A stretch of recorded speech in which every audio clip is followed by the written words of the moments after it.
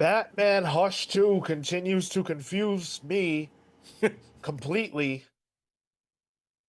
That might as well be the review for the book, but not quite. We will have many more things to say about it. A lot of them that will probably not be very positive, although Jim Lee is on the title, and I do love that.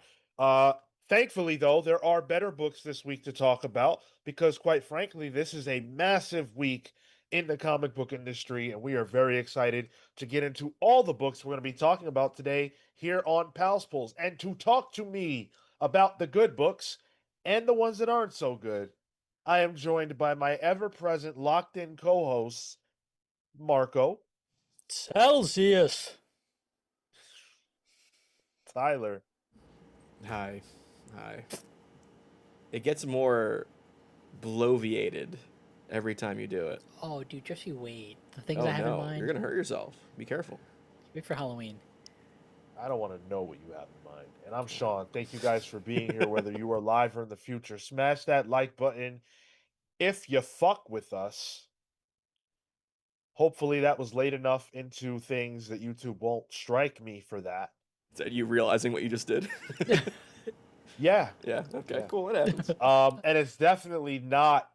It's definitely not late enough because it's only 1 minute in. So I was hey, gonna Well, that was say, you said I- it with a PH though. It was like a German word or something. No, it was like a Nah. Thai word, right? No, sure, I heard it. sure. Yeah. Well, Jeez, all right, Marco. what are you Jeez, gonna come do? on. I'm sure some of you will be getting to to watch Fantastic Four tonight.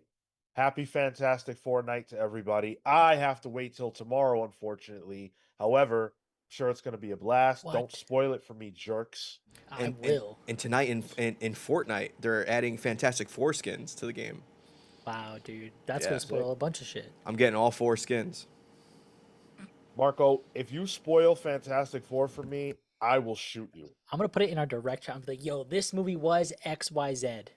Dude, remember the fact that I know where you live. Yeah, I will pull up. All I saw on X was a Chillmonger tweet that says, "Have you seen the Fantastic Four post-credit scene yet?" And then I closed Twitter. I'm like, I'm not even Yeah. closing that.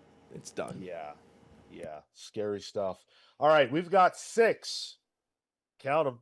6 books Just to masturbatory at talk that point. about today. Yeah. No, right. I might as well give that gimmick up, eh? Batman 161. Absolute Wonder Woman, number 10. Absolute Martian Manhunter, number 5. Superman, number 28.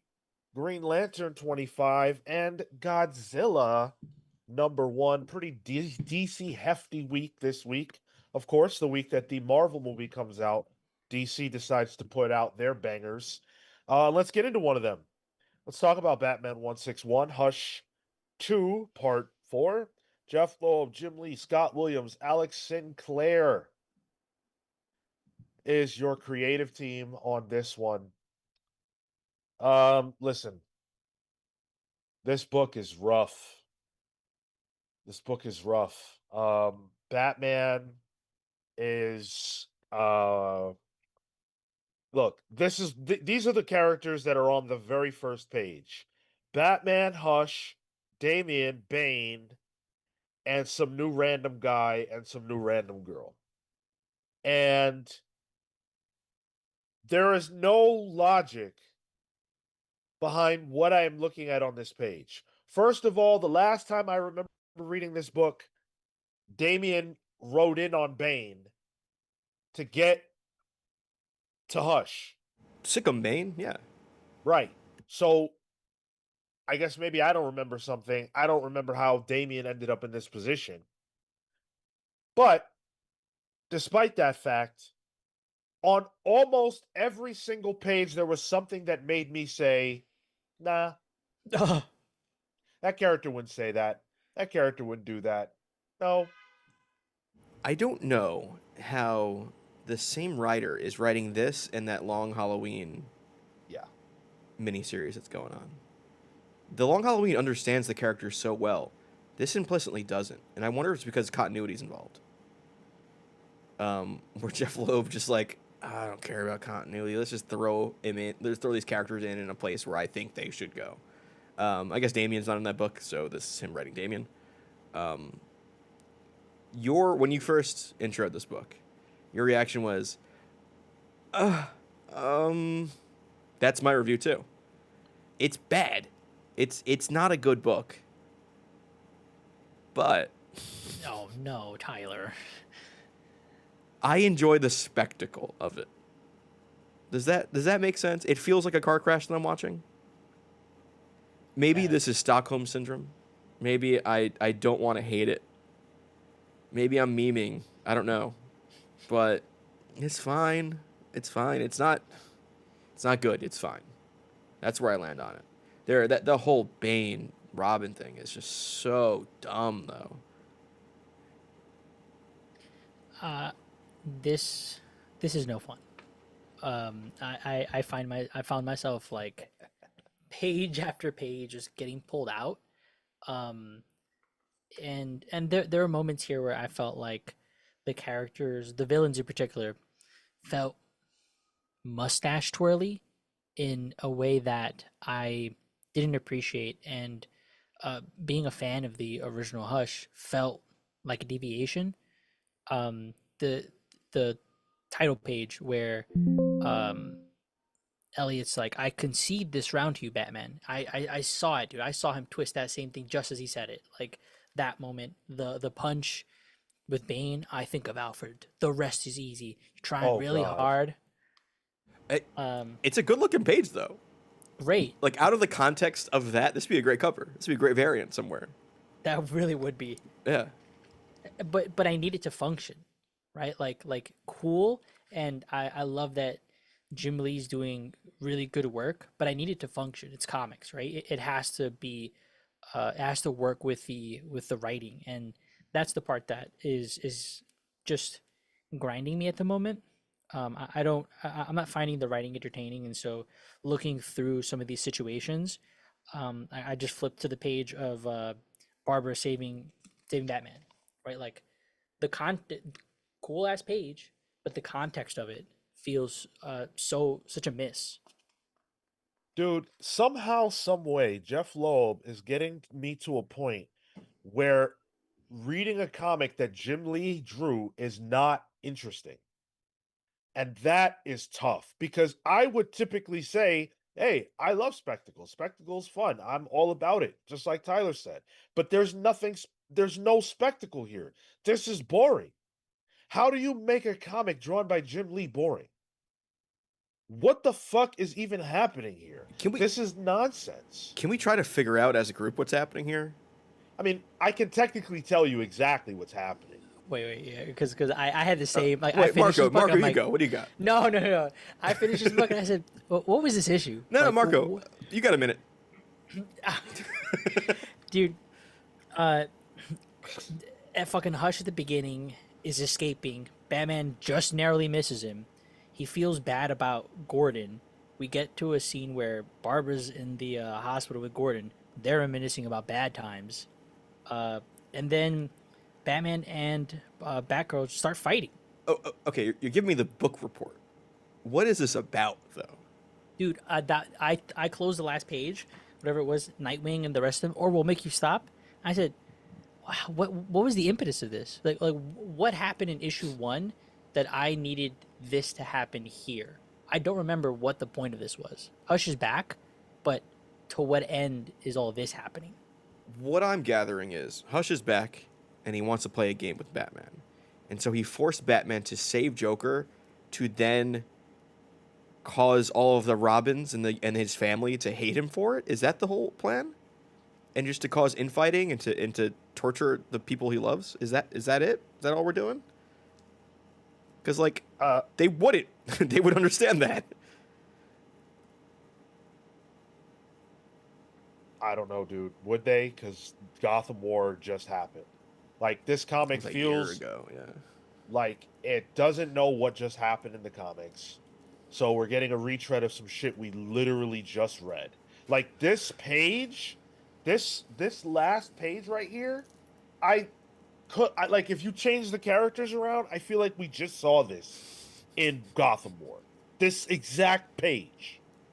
And also, they're coming for Batman and saying, stop or we'll make you stop, as if Barbara didn't start that fight. Word, right? It's true. She's the one who started the fight. He did not want to fight her at all.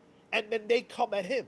Yo, I got tight. I got tight when Nightwing says, "Oh, he's gonna come in. He's the level head. He's gonna, just de-escalate this." Hey, stop picking on Barbara. Huh? And then meanwhile, Riddler's there. Yeah, whoa. Word. I Looking don't all dumb. I don't know what the hell is going on here, dude. I need that Matt Fraction book ASAP. Yesterday.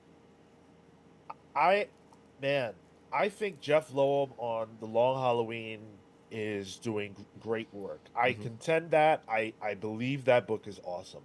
And it's very hard to rectify the fact that the same exact human being who's writing that is writing this.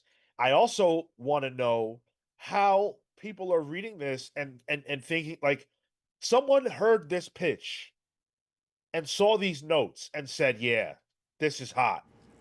Did they? Or was it just Jim Lee greenlighting it himself? You know what? Yeah. And I guess like there's no reason for it not to exist. Sorry. Like it's gonna make money. So, for the best, I guess. But boy is it bad. And it doesn't have to be. It just doesn't have to be. This is like I just know this isn't Jeff Loeb's best. It's just not. Yeah, and as a Jeff Loeb fan, I'm extra disappointed in this because it's like I can't even defend this. Like everyone is right. It ain't great. Um, it almost okay. I know there's been revisionist, discussion about the original Hush, but this is almost making that seem right. And that the original Hush was like not that great. It just was. It just looked good. This is almost tainting my idea of what Hush is as a character. Uh, I thought, and I feel like I remember. I haven't read the book in so long, but I had such a good time. Like it was early enough in my comics reading career that it left an imprint on me of being, wow, that art was rad. The story was really cool because I got to see a lot of cool characters that I really like, and at the very least am aware of. And oh, this new villain is like crafting a ploy to fuck with Bruce. Like that is not reflective of this. Yeah, I'm saying like Hush was such a singular character for me, Sure. in that like now we're doing Electric Boogaloo. This is the straight to DVD Hush. Like it's just not good anymore. This is Swamp Thing number 2, Return of the Swamp Thing. The thing is that it could be good. Like it doesn't have to be bad. A sequel to Hush could be good. We got The Heart of Hush, which is arguably a better story than the OG Hush.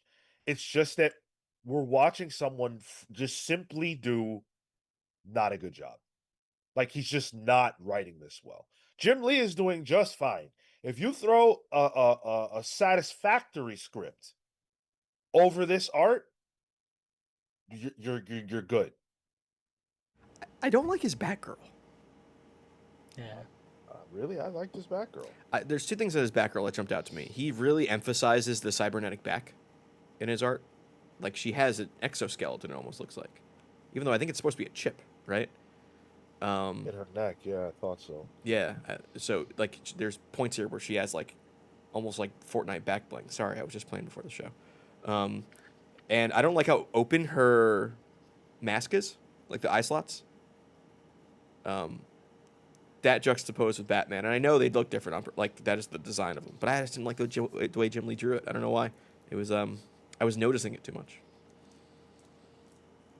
Oh, C.W. Gordon says the exoskeleton has been around. Joker War had it. Huh. Well, fake Batgirl fan. Don't watch our membership video then.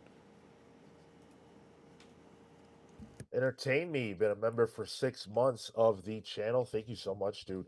When will DC understand that the fans are not against the idea of Joker dying, and then down the line just comes back to life? I mean, if at the hands of Batman is antithetical to the character, I don't think that is Joker related as much as it is Batman related. And Joker's died, right? Uh, Allegedly in the New 52 run, right? So you're right. Yeah, I completely agree with you. I don't think DC thinks that we are opposed to Joker dying. I think DC is aware that it would not be good for the Batman character if Batman killed any person, no matter who it is. Um, Yeah, I was a big defender of the first two issues of this, but it has gotten progressively worse, and I can no longer get behind this. This is really bad. Like, it sucks to say because I love both guys, but this is really bad. There's nothing here for me. Yeah, it could have been a cohesive unit. And you're right, the Jim Lee art, it's impressive. It's so awesome to see him back. Like there are moments, and I just opened up back to this double page spread with Batman and Barbara, where I just look at the some of the inks. Like I can only imagine the pencils that exist under them. And shout out for the inks to what was it Scott Williams? Williams. Like Yeah, it's Jim Lee's crushing it. usual guy. Yeah. Yeah, So like I'm loving it. I'm loving seeing it. I One more out of the story. I'm not even that far. Like, and the fact that I know that this is going to be now overlapping with Batman Volume 3, right? Number 1, Volume 3. Yeah. We're gonna have 2 volumes of Batman printed concurrently for about a month, maybe 2. Man, I might just jump off the train unless we're doing it for the show. Like, this just does nothing for me. It's not even candy. It's like a candy I don't like a Mike and Ike. Licorice? I don't mind licorice. I love Mike and Ike's, dude. Really? Okay. Well, I guess I Yeah, have. that's actually my different favorite candy. Wow. Damn. You said Tyler, fucking weirdo. No, I mean, hey, I just everybody called has him their out, taste, jeez. but Nerd that's gummy okay. clusters is that would be like the 10 for me. The Haribo. This I'm also. Go ahead. I was gonna say this candy discussion is more exciting than this comic. You're right. I'm also not a big candy guy. The last time I had candy was probably years ago. So, um, see, Luna, there you go. Mike and Ike slap. Thank you. Thank you. Entertain Me said, I'm not saying Batman needs to kill Joker, that he just didn't have to save him in time. Yeah, sure, you can always do that. You can always do that. And I wouldn't be surprised if this ends that way, with Oof. Joker taken off the board. So, I don't like that. Bruno Redondo had Batgirl costume, had a reinforced back brace, not much detail of status of Barbara's back injury during the Nightwing run. Okay. I ended that poll, but I can't see the results for some weird reason. I got Can him. you- So didn't buy / read is 42%. Pass is 38%. Jesus Christ. Poll 19. Pick of the week 0. For Yikes. a superstar creative team on the titular Batman book, that's bad. That's no good, dude. Yikes. C.W. no good. Gordon. That poll it restores my faith in humanity. Thank you for validating. That's bad. That's real bad. Send that to Jim Lee himself. our very little sample size, but still not good. Banksy Maine. The whole thing with Hush planning it so Joker would wake up to when Jason and Dick were fighting seemed like a decent idea, but then becomes completely pointless when they easily just escape. Yeah, dude. Like the continuity of like between moments was just not there. Like it was hard to sort of track and parse out, especially from the last issue to this one, where we were even at in time, what was going on, just from two, very, very, very celebrated creators who have done, they've written at the highest highs, drawn at the highest highs, certain things that you would just not expect to go wrong for them. Uh, First of all, we've got a lot more show to do. Propane Kid, a new commenter. What's up, man? Says I'm not reading it, but to each their own. My girlfriend reads it and loves it. That's awesome, man. That's awesome. We are not the arbiters of taste. I like to say that because it's true. There's nothing wrong with liking something that other people don't. It's all good. Shout out to her. Shout out to your girlfriend. Unless it's Mike and X, apparently, if you're me. Jeez. No, I'm not saying fuck you for that. Oh, no. I essentially said fuck you to Mike and Ike haters without realizing it. or lovers, yeah. I'm shitting on myself, yeah. Well, yeah. Hey, it's all right. Oops.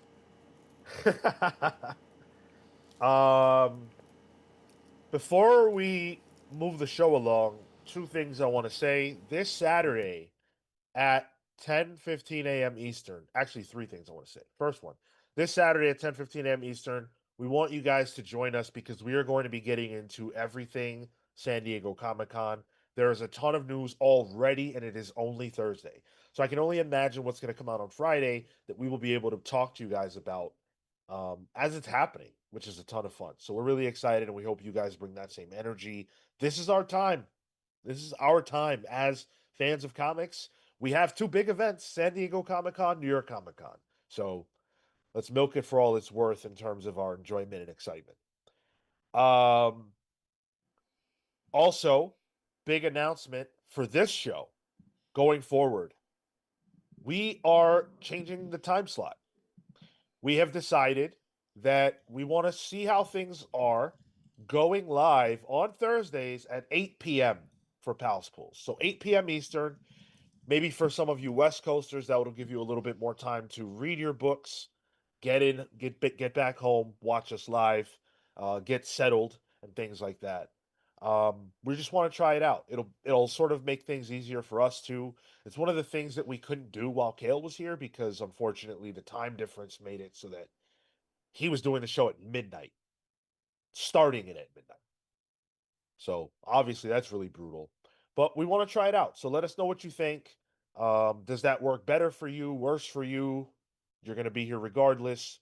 Let us know. But yeah, Thursdays going forward at 8 p.m. Eastern. Be there, be square. Yeah.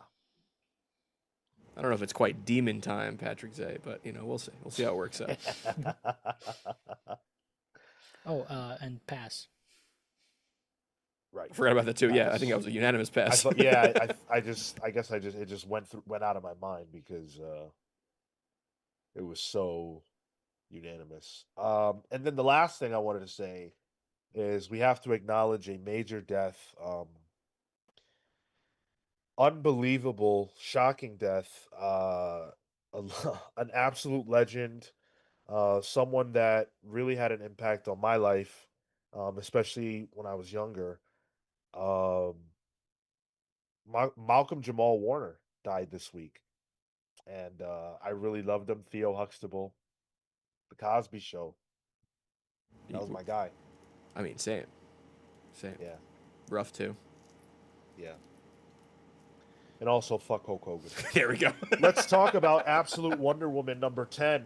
Sean said, "Rest in piss." Yeah, absolutely. This one written by Kelly Thompson, who's got the biggest fucking announcement. Fuck every Marvel, DC, whatever. The biggest announcement this week is a Kelly Thompson one that has nothing to do with the big two, and I will not talk about it anymore until Saturday. Good. Anyway, she wrote this. Art by Hayden Sherman, Jordi Belair on the colors, letters by Becca Carey. So we're in the labyrinth still. It's not necessarily feeling very labyrinthy, but we are in the labyrinth. And Ferdinand has been struck down and kidnapped, captured. And now Wonder Woman has to save this young girl and then go back deep into the labyrinth to try to rescue Ferdinand. And on the side of that, we see a formative event in the life of young Diana that formed further formed her to be who she is today. Marco, how'd you feel about this issue of Wonder Woman?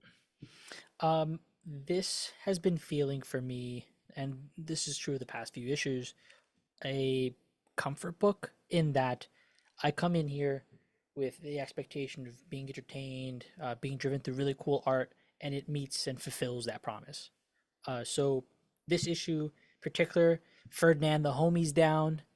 Yo, we got to go back for the homie, and we get amazing art. This is the promise of Absolute Wonder Woman every time that you read it, and so I've been enjoying the experience of it. I think in this issue we get to see those glimpses of Diana's character, and I think that's where Kelly is really able to shine with how she handles this version of Diana. We get to see her be gentle, and even in the face of a new monster, the reason that she will raise her axe or will um volunteer to be put into this space of danger is on the behalf of somebody else. And it could be a turtle, or it could be a siren, or it could be my boy. Save Ferdinand, bro. Get him back. Yeah, Hell yeah. I like this issue, dude. I didn't know you were so into Minotaurs. The last issue where we get introduced, it spun it on its head for me. I really thought this was going to be the Minotaur in the labyrinth and you get chased by it, right? But it's not. He's the guy that you meet at the dungeon and like he's joining you on this mission. Hell yeah, dude! I love that framing. So I'm hyped. Get him back. Save the guy. Well, it also shows who Diana is at her core, and that's a compassionate person. Yep. Like no matter what, and like I'm a little my bummer on this issue and this storyline so far is that the idea of the labyrinth in my mind could be so much bigger, and I feel it is a small story. But that being said, I think the core of this issue that I really enjoy is how it showcases who Diana is, who this version of Diana is, and her gentleness and her ability to see the good in people and then be loyal at the same time. Like she just met Ferdinand last issue. She's going back into the pit of the beast to save him. Yeah, Like man. that's Diana. Juxtaposed with the young Diana stories, which like I could almost read a miniseries on that alone. I actually love when they go back in time to tell Diana growing up with Cersei, and I thought that was good too. It was her sticking up for the little guy again, and it adds context to who she is in the present day because it's showing that's who she always was, and I enjoyed that. And at one point, and I pulled the page here. The art with Sherman. There's a couple battle scenes here actually, and one of them is where Diana just takes one of the fish guys, grabs him by the head, and just yeets him behind her, and just keeps going. I just thought that was really good. I don't think the pages are as innovative as what Hayden is doing in Dark Patterns, and there's a part of me that's like, there's a labyrinth. I know they could do that. So it's not that I'm disappointed. It's just like I know what Sherman can do. So I was expecting like insane panel work or something. But it's still better than 99% of the people who could draw. So, yeah, I enjoyed it. It's not my pick of the week, though. It's interesting you say that. I feel like you're right in terms of the design work that Hayden can get across. But what I was feeling from the art is he's trying to capture like a sense of claustrophobia. The reason that in that instance you get grabbed in the head and thrown backwards is there is no other direction. You're moving forward and backwards. The same with that hallway angle shot. It's a fair where point. It goes from you're looking from the fishman perspective to their perspective. The camera's trapped. So you're almost saying the easy route would be making the panels a labyrinth because it's top down. It's the idea of labyrinth. Exactly. But instead, they're immersing you within the labyrinth itself. Yep. With the panels. Okay. Yep. Shit. Yeah, that might have convinced me. Good job. You need to do PR for Hayden Sherman. Dude, just look. Honestly, just look at the panel. Like there's yeah, no, it makes sense. where- Yeah. yeah, I love it. That doesn't convince me. I think even within that, I think that there are things that like even in my non-comic artist brain I can think of and say, wow, this could be a crazy way to showcase a labyrinth. I really thought that Hayden was going to bring something ridiculous to the table, and I've just been underwhelmed. Not again, it's not the character work or anything like that. It's the specifically when it comes to the labyrinth. And maybe I worked myself up. But I thought that I was going to be blown away by the way that this would look. And I'm sort of not. And not just sort of not, I'm definitely not. And I really wanted to be. I thought Hayden would be the star of this arc. And I don't well, maybe they are, but not because of what's going on with the labyrinth. Like I thought the last few pages where Diana was on that shit, I thought those looked crazy. And by the time I got to the last page, shout out to the lettering because Diana's like, "Who are you?" And then this crazy fire monster comes out, and you see that you cannot read what the fuck that says. And I popped for that.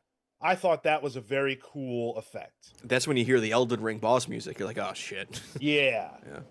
And your life bar is low. You're like, shit, Yep. I wasn't ready for this one. Yep. So I thought that was very cool. So and that the whole creative team came together for those last few Mm. pages. So shout out to everybody.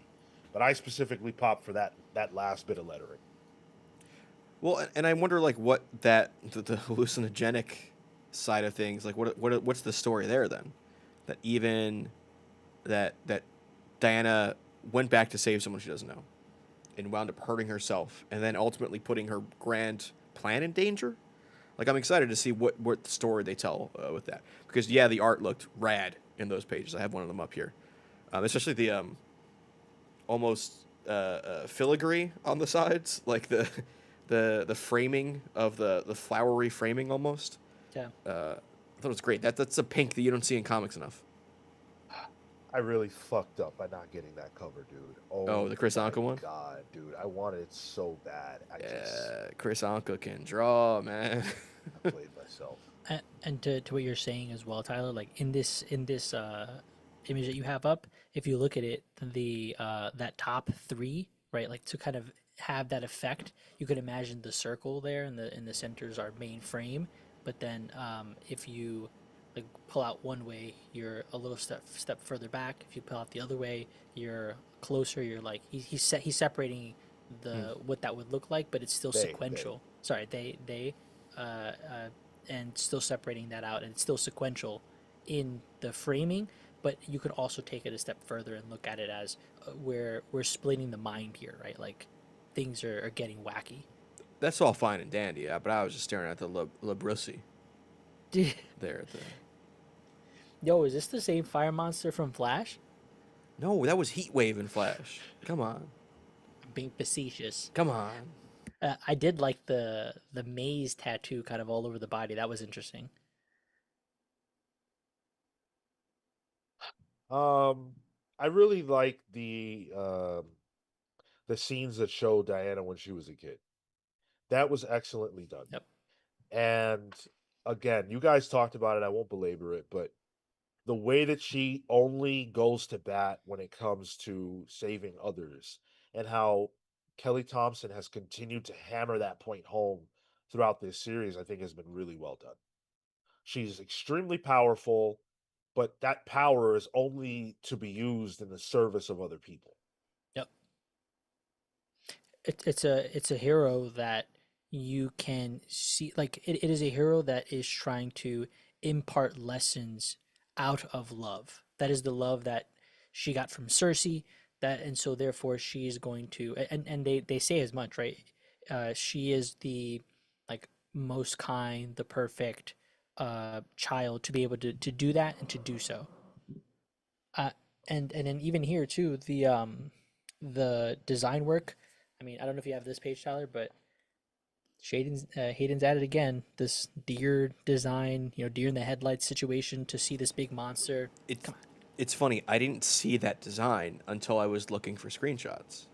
Oh, Like really? to what like when I went back at the book to screenshot things on my iPad.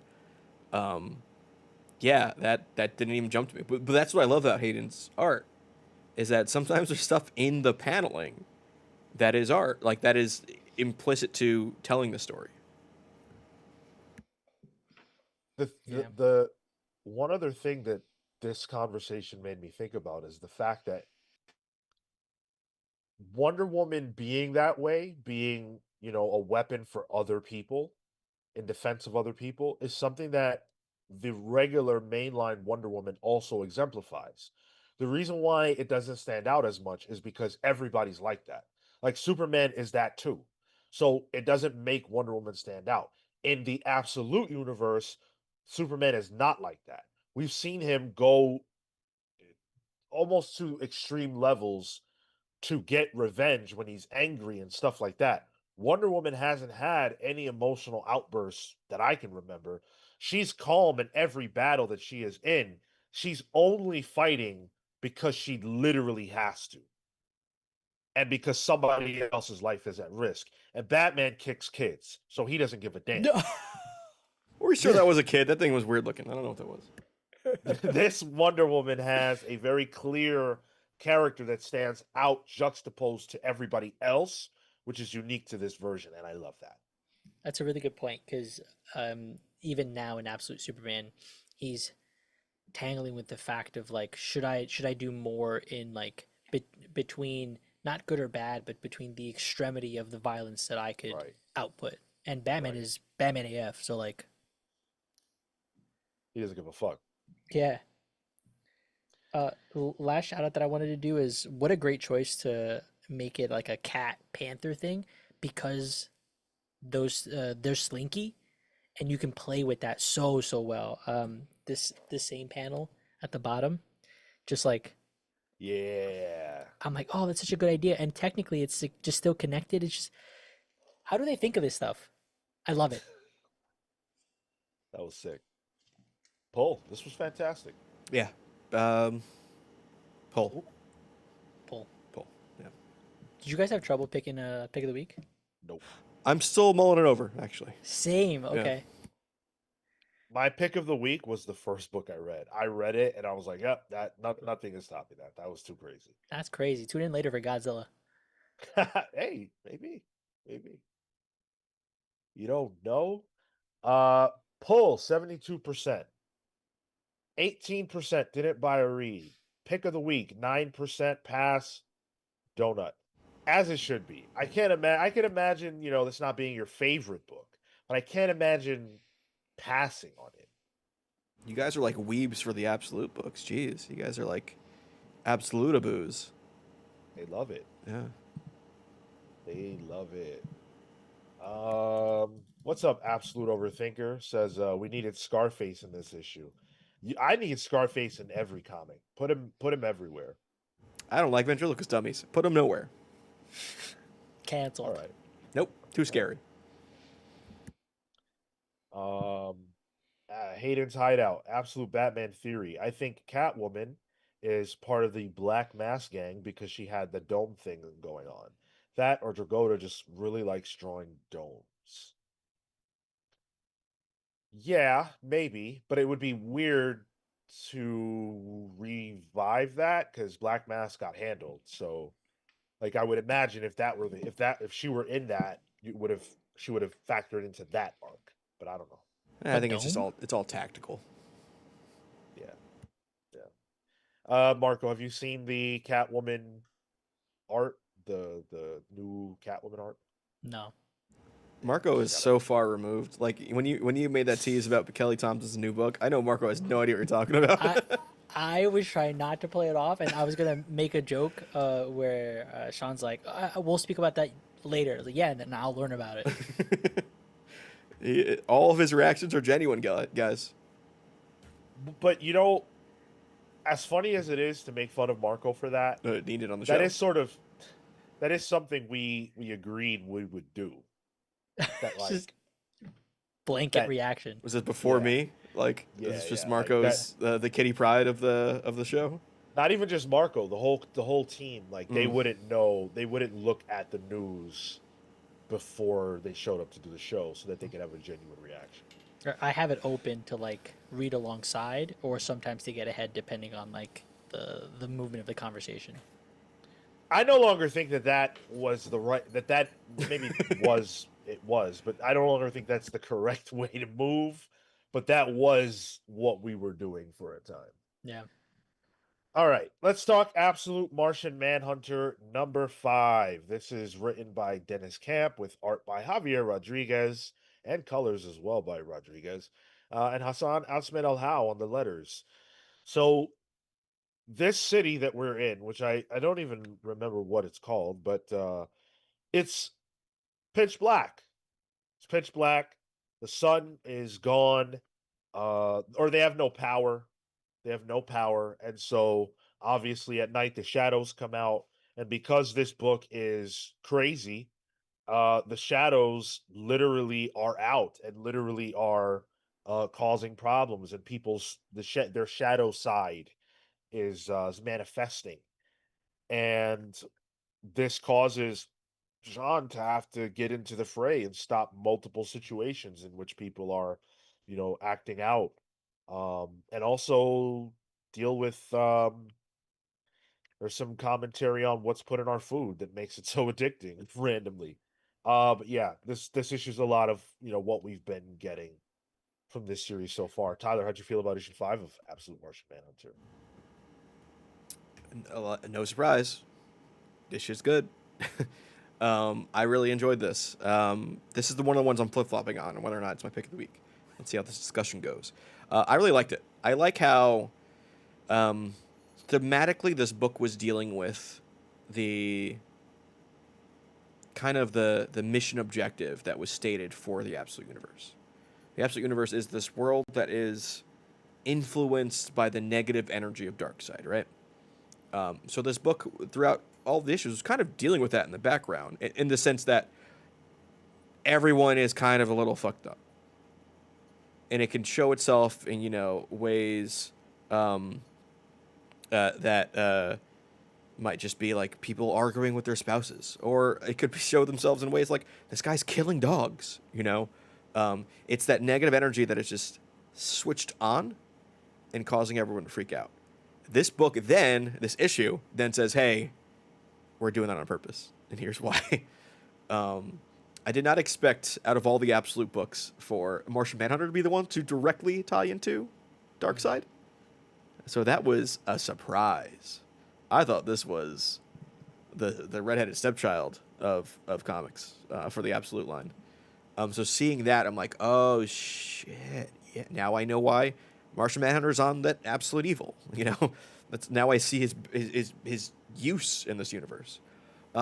It's really good. I love Javier Rodriguez. I always have, and this is just showcasing why. And I'm so happy so many people are seeing why.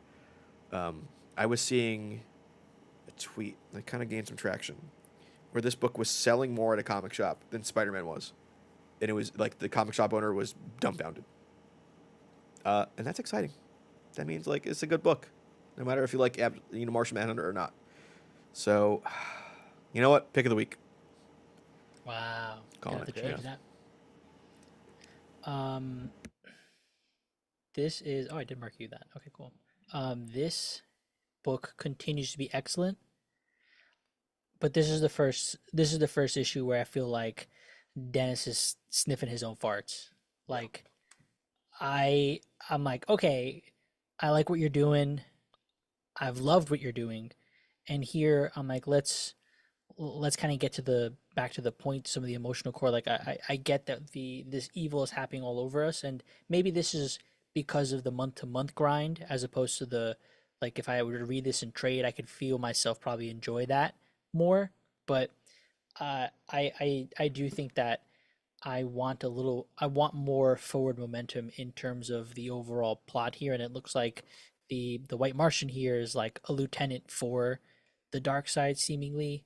And I I'm expecting more movement. We've been getting this. There's evil throughout the world and the city and all that for a couple issues now. Let's move past that. Yeah, I completely agree with you.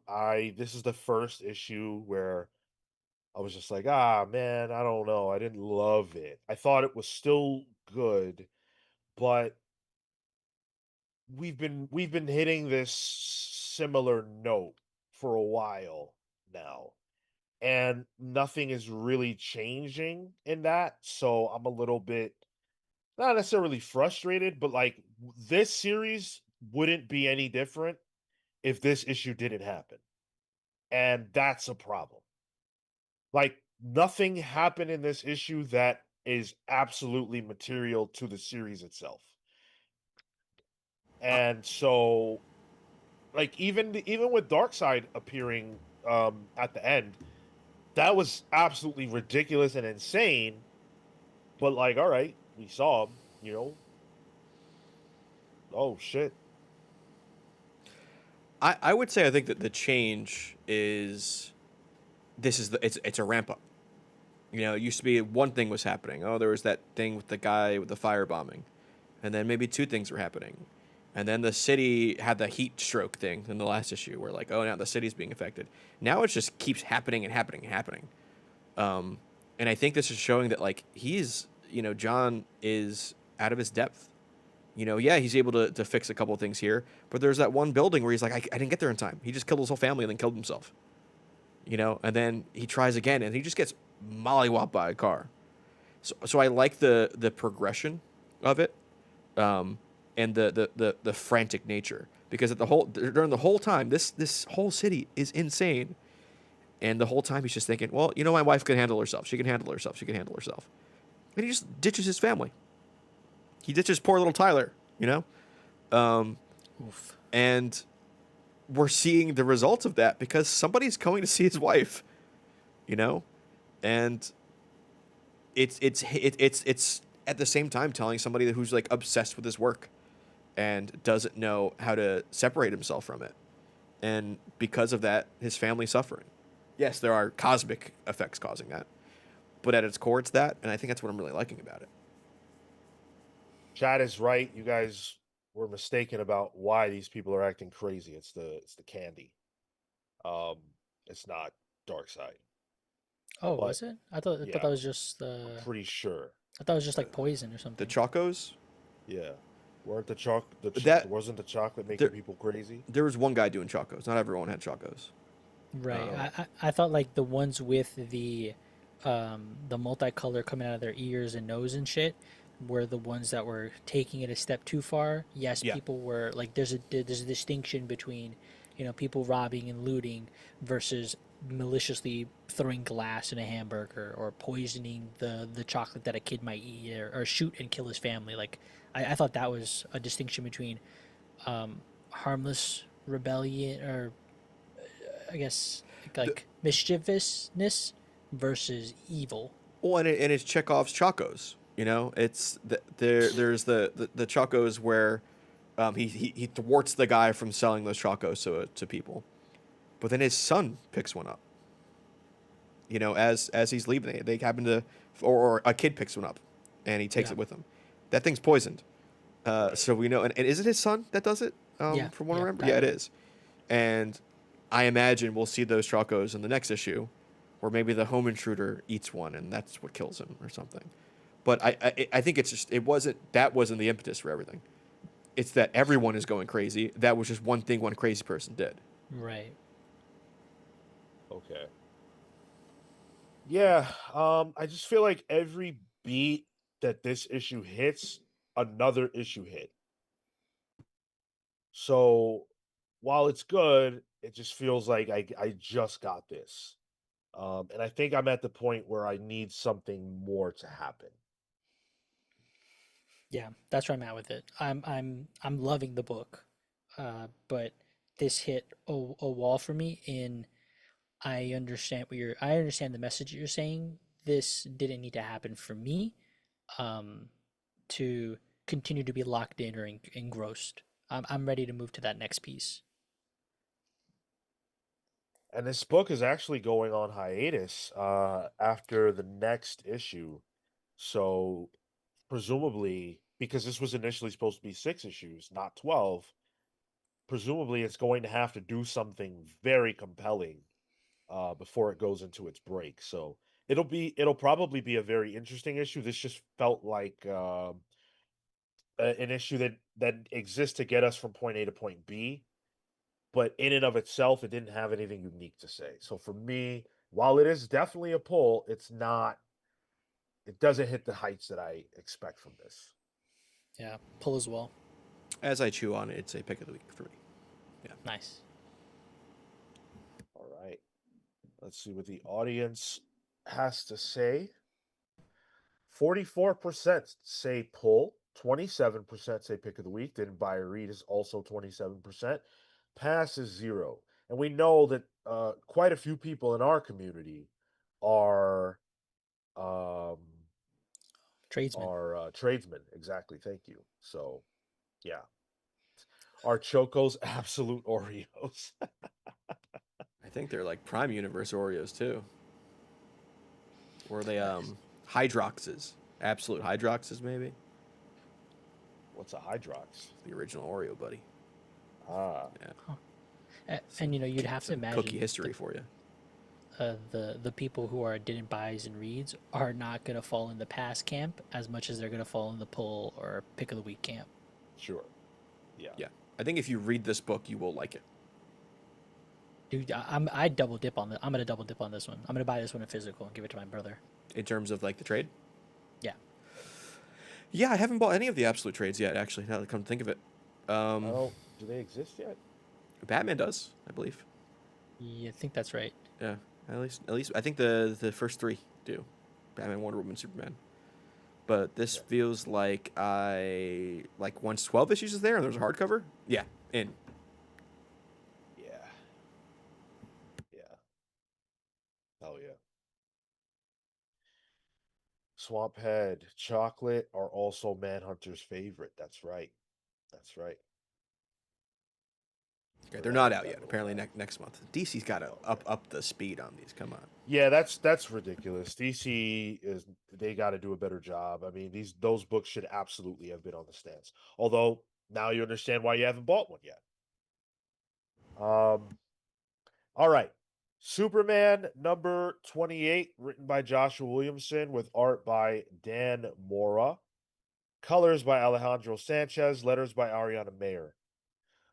So the Dark Legion is working for Darkseid, as we know, and Superman has a deep, deep connection to the Legion, going back to his days as Superboy. That's his sort of away from home family. Um, and so he seeks to have a remembrance, a connection, a conversation with his buddies from the Legion, and he is confronted by very much not the Saturn girl that he knows. And she takes him down a crazy uh set of scenarios that all prove to be fake because she is doing this to his mind. She is essentially torturing Superman, and he has to be saved by Doomsday of all people. This issue is insane. This was my pick of the week. No questions asked. This issue was fucking fire. I cannot believe how good Joshua Williamson is at this, man. Wow. This was my runner-up. This is what I was waffling on. And I know why it's Sean's pick of the week. He likes a nice Dan Moore, Ma Kent. Oh yeah. Hey He's all in yo. that He was wagon. like, she make wheat cakes too? Um, yeah, dude, this is good. This is Dan Mora cannot fail. And hey, I'm a Marvel guy. I'm gonna preface this first. I'm a Marvel guy. I don't know shit about Legion of Superheroes. This is my biggest. It's like the Great Darkness for me. Did I get that reference right? In terms of my reading knowledge. Yeah, wrong panel, I guess. But they were compelling.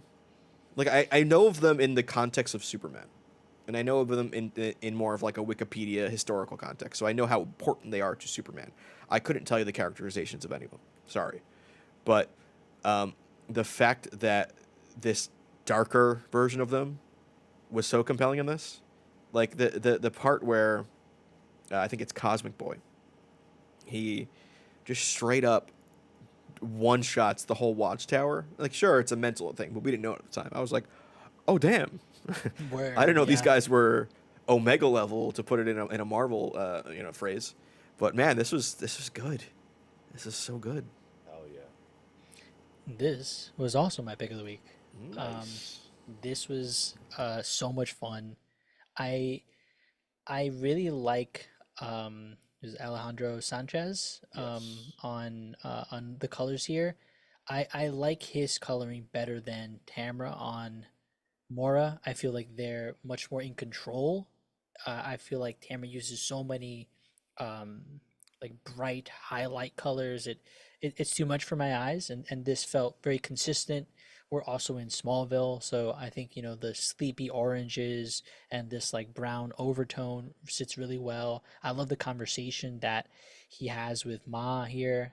That's the thing that really got me was the conversation, was the the building of emotional resonance, so that when the uh the Legion here comes in and just starts to tear shit up, I'm like, oh, I had the same reaction as Tyler. I'm like, oh dude, oh no.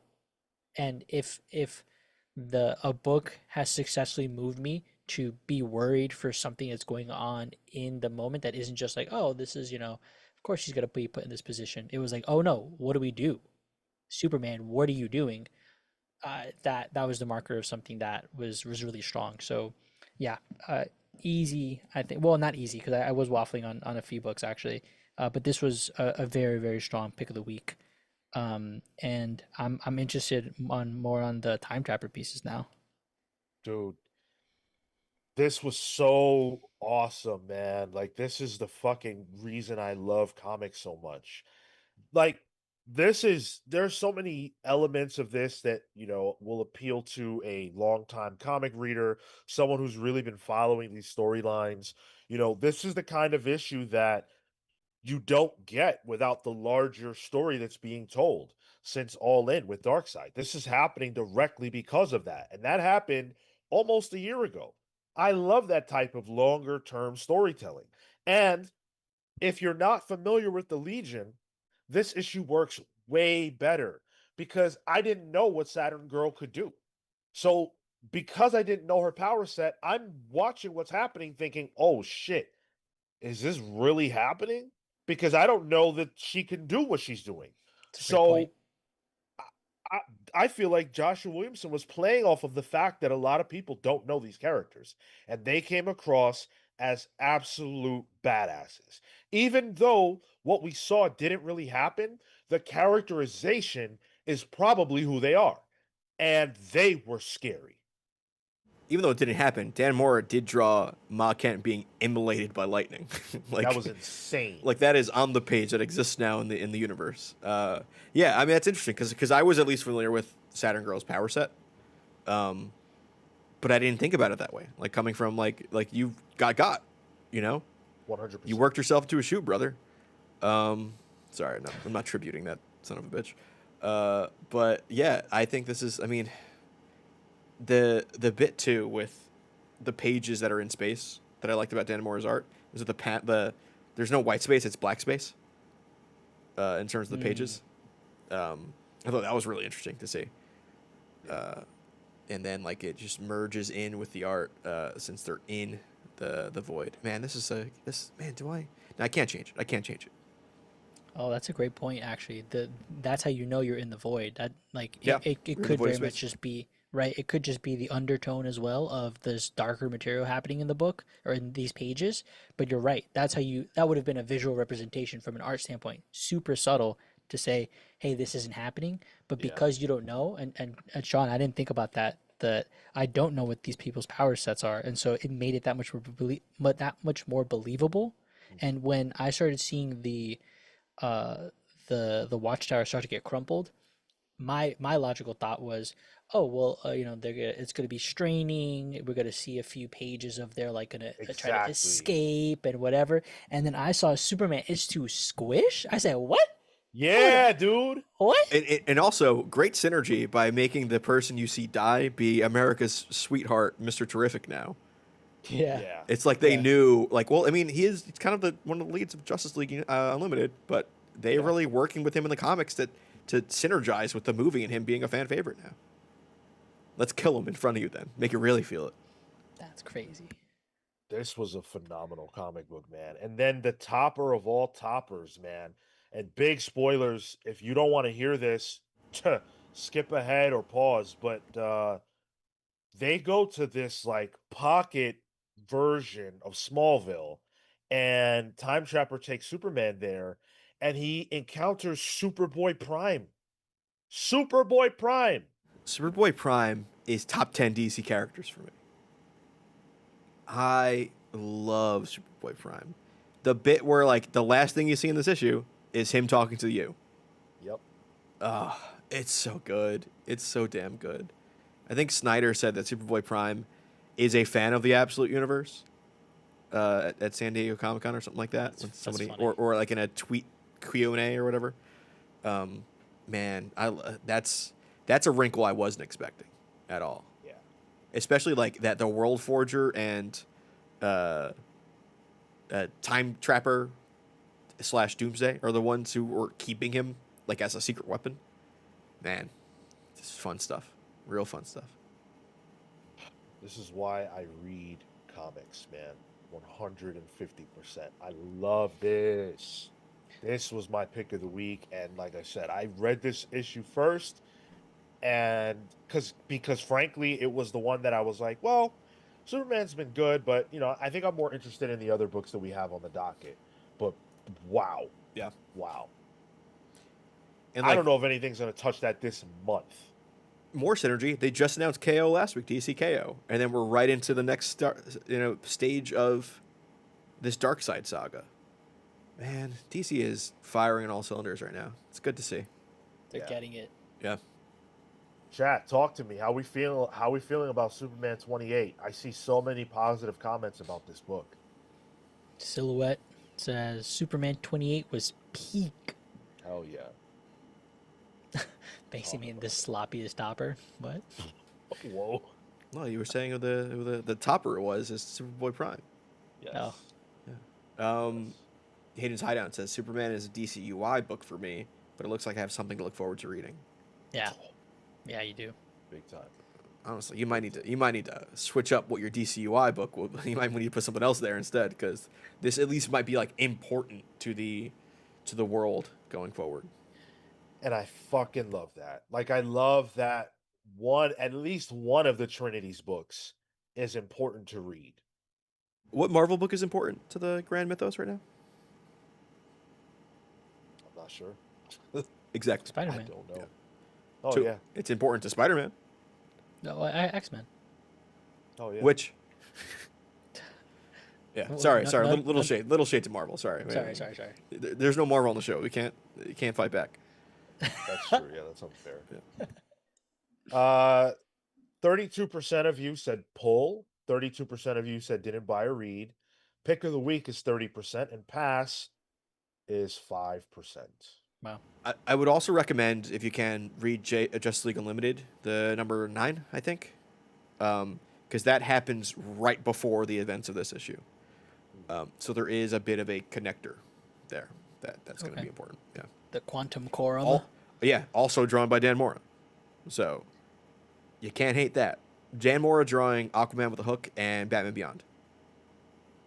And he's drawing Man too, which is really cool. Man. Yeah, it's the Batman Superman hybrid. That's so dumb. Yeah, I think Scott or no, it was somebody on Twitter. I think it was Dan Mora that coined it Man. Hey, shout out to the people who are saying I had a nice haircut. That means a lot to me. Thank you. I appreciate you. As you know, men don't receive many compliments. So compliments about that are very nice. You guys are too kind. Yeah, feel free to objectify us. That's fine. Oh, please. Yes, especially for money. Well, I'll take it for free. Aiden's Hideout said, Cap is the only Marvel book I'm pulling. Wow. The only Marvel book I'm pulling at the moment. Looking forward to the new Spider-Man Noir series. Yeah. Okay. Written by Eric Larson. Savage Dragon dude. That's a big deal. We'll have to talk more about that on Saturday at 10:15 a.m. Eastern. That, amongst other things, major news to get into. I couldn't even come on here and fake hype. I'm fucking excited for this year's San Diego Comic-Con. I really am, because I just feel like with the movies sort of on the sideline, I know that there will be some stuff presented, but by and large, this feels like a comic book event. And the big two already showing their stuff, and a lot of it's looking really good. And I just saw some Comic-Con news that we probably won't get to on the show that's big for me. Jada Toys is doing Invincible action figures. My want for a Battle Beast is so close now. Nice. So close. Nice. Very cool. Thanks, Roger Hernandez. Appreciate you checking in, brother. Do that homework, man. Kill it. Kill that homework. And just remember, the answer is C. No, it's not. It's C. It's a lab. Well, let's see what we think of Green Lantern number 25, the beginning of the Starbreaker Supremacy event, the first Green Lantern event in at least a decade. You guys voted for this to be on the show. It took almost 50% of the entire vote of the poll, which is ridiculous. And somebody made the point, and I agree with it, that Green Lantern should probably just be on the show as a fixture for the foreseeable future, because it's almost not even worth putting it on the poll because you guys are just going to vote for it. It's like a guarantee. And Just wins. and then you made us read the first issue of an event, and you expect us not to read it afterwards? Thank you. I mean, I was reading it anyway. Let's be real. It's not no skin off my dick, as they say, right? Well, No. nope, not off that Fantastic Four.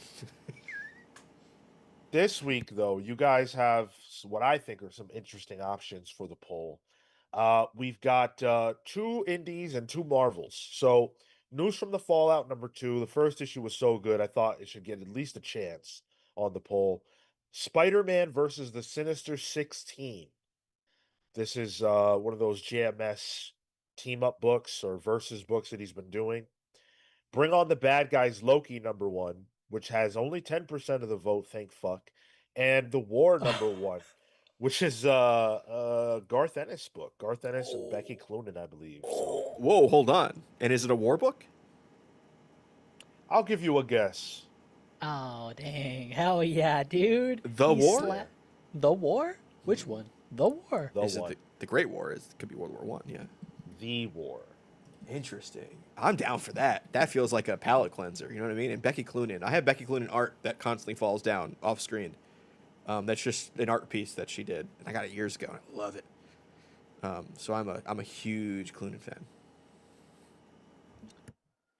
So this issue of Green Lantern, written of course by Jeremy Adams, the savior of Green Lantern comics.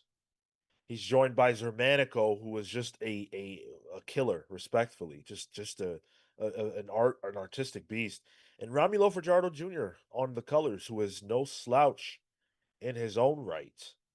Uh, this is man, I love this issue. If there were to be a book that challenged for pick of the week, it would have been this, if not for a handful of nitpicks. So the emotional spectrum is out of whack, and the Lanterns are trying to figure out what to do about it. That has been an ongoing story. And so what they have essentially done is they have begun to rebuild the batteries, and they've placed the Lantern batteries all at the same location. Which to me, as soon as I saw that, I was like, that seems like a really bad idea. But that's what they chose to do. And so they set up in this issue like multiple different plots. You got that plot.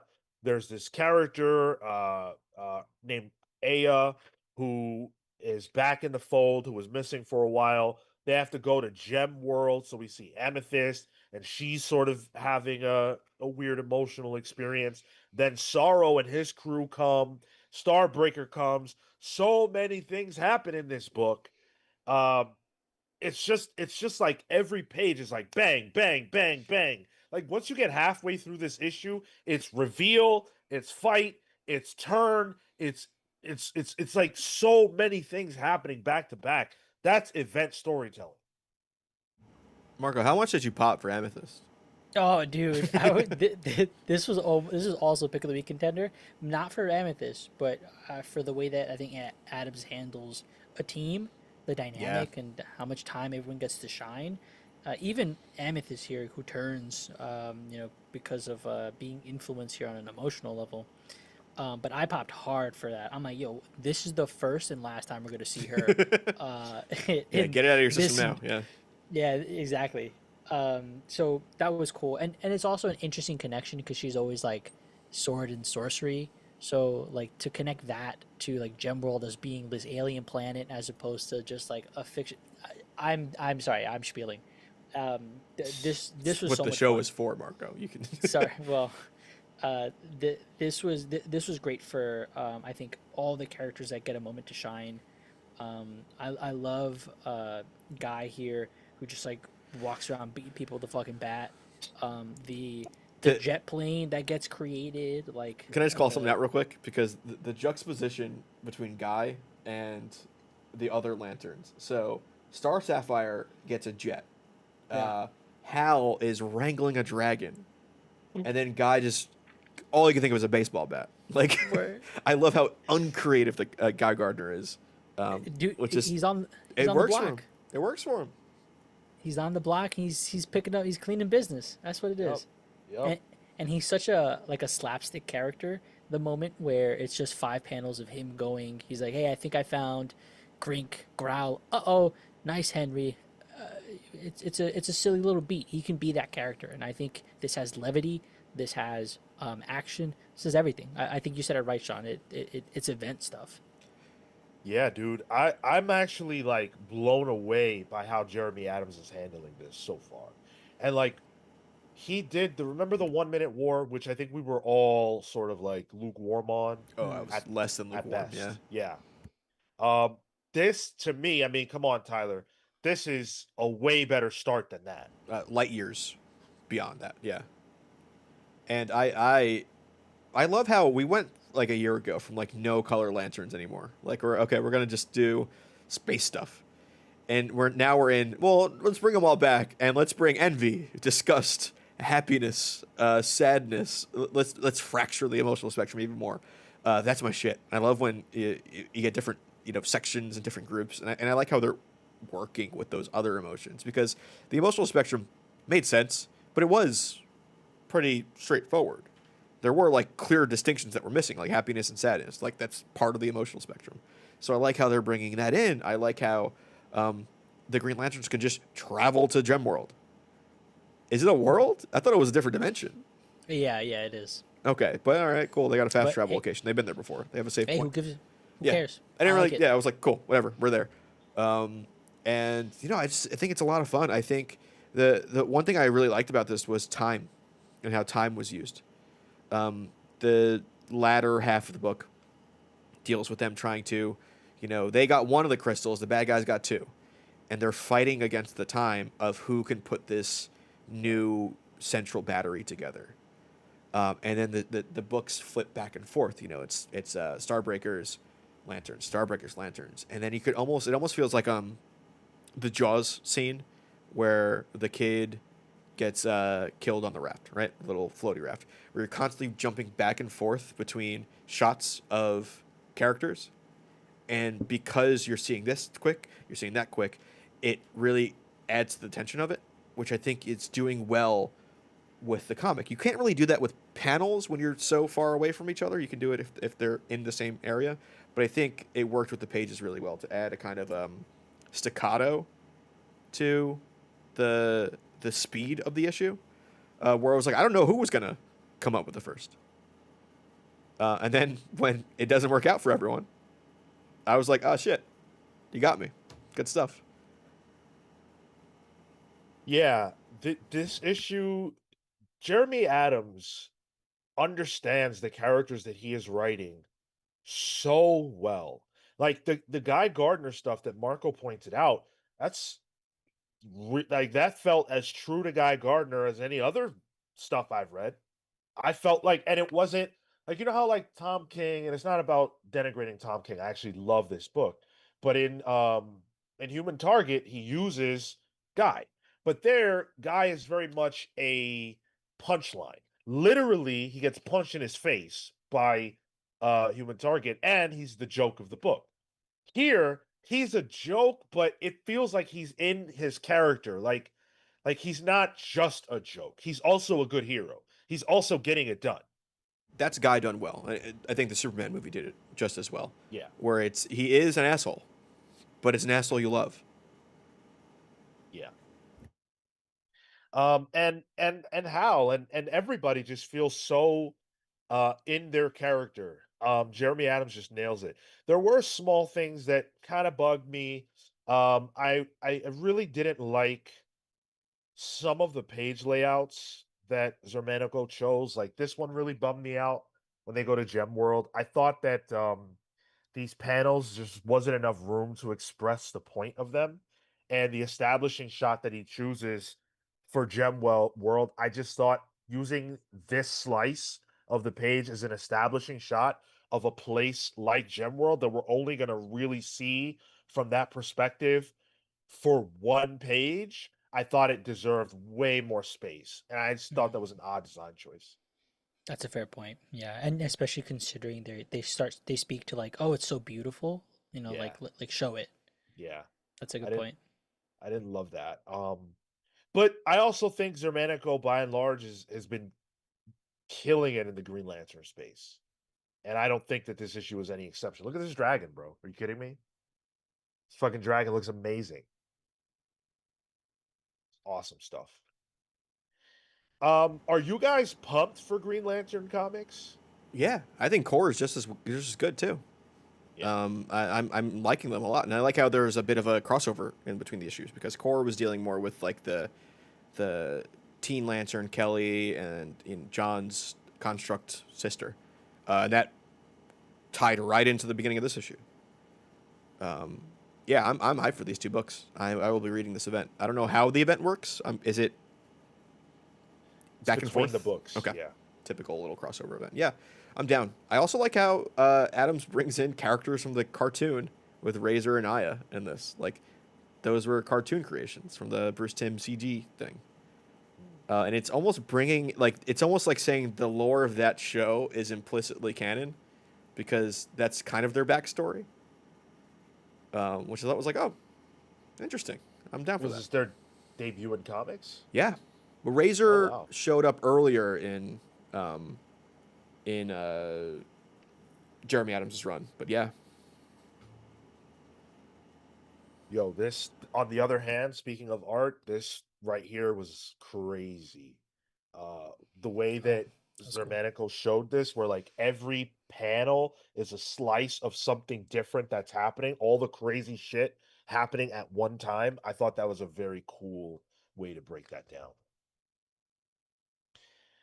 Pull. This was such a good comic, like very close to my pick of the week. I am in love with Green Lantern right now. Yeah, same. Pull, strong pull. yeah, easy pull for me as well. Let's see what the audience said. I'm hoping you guys are on this book because it's very good. 20 or 42% pull, 42% didn't buy or read. Damn. Oof. 14% pick of the week, no passes. Have other than Batman, have any of these books had passes? I feel like nobody's passing, which I is great. think did someone pass on Superman? Was it? I think. Pass on Superman. Yeah. Ooh. And... CW Gordon said passes can find me in the parking lot. Yeah. That's crazy. What's funny too is you guys voted for this. This was the Yeah. book that the audience voted on. How you pass it? I mean, I think in the real world, we're realizing that a lot of people who vote for things are maybe regretting their votes, and but it's fine. It's fine. Well, I also recognize that not everybody who votes is able to watch us live, which is okay. Also true. But if you can hang out with us during the lives, that is the absolute best part of the engagement and interaction with you guys is being here live with us, chatting, shooting the breeze, talking comics. I love that.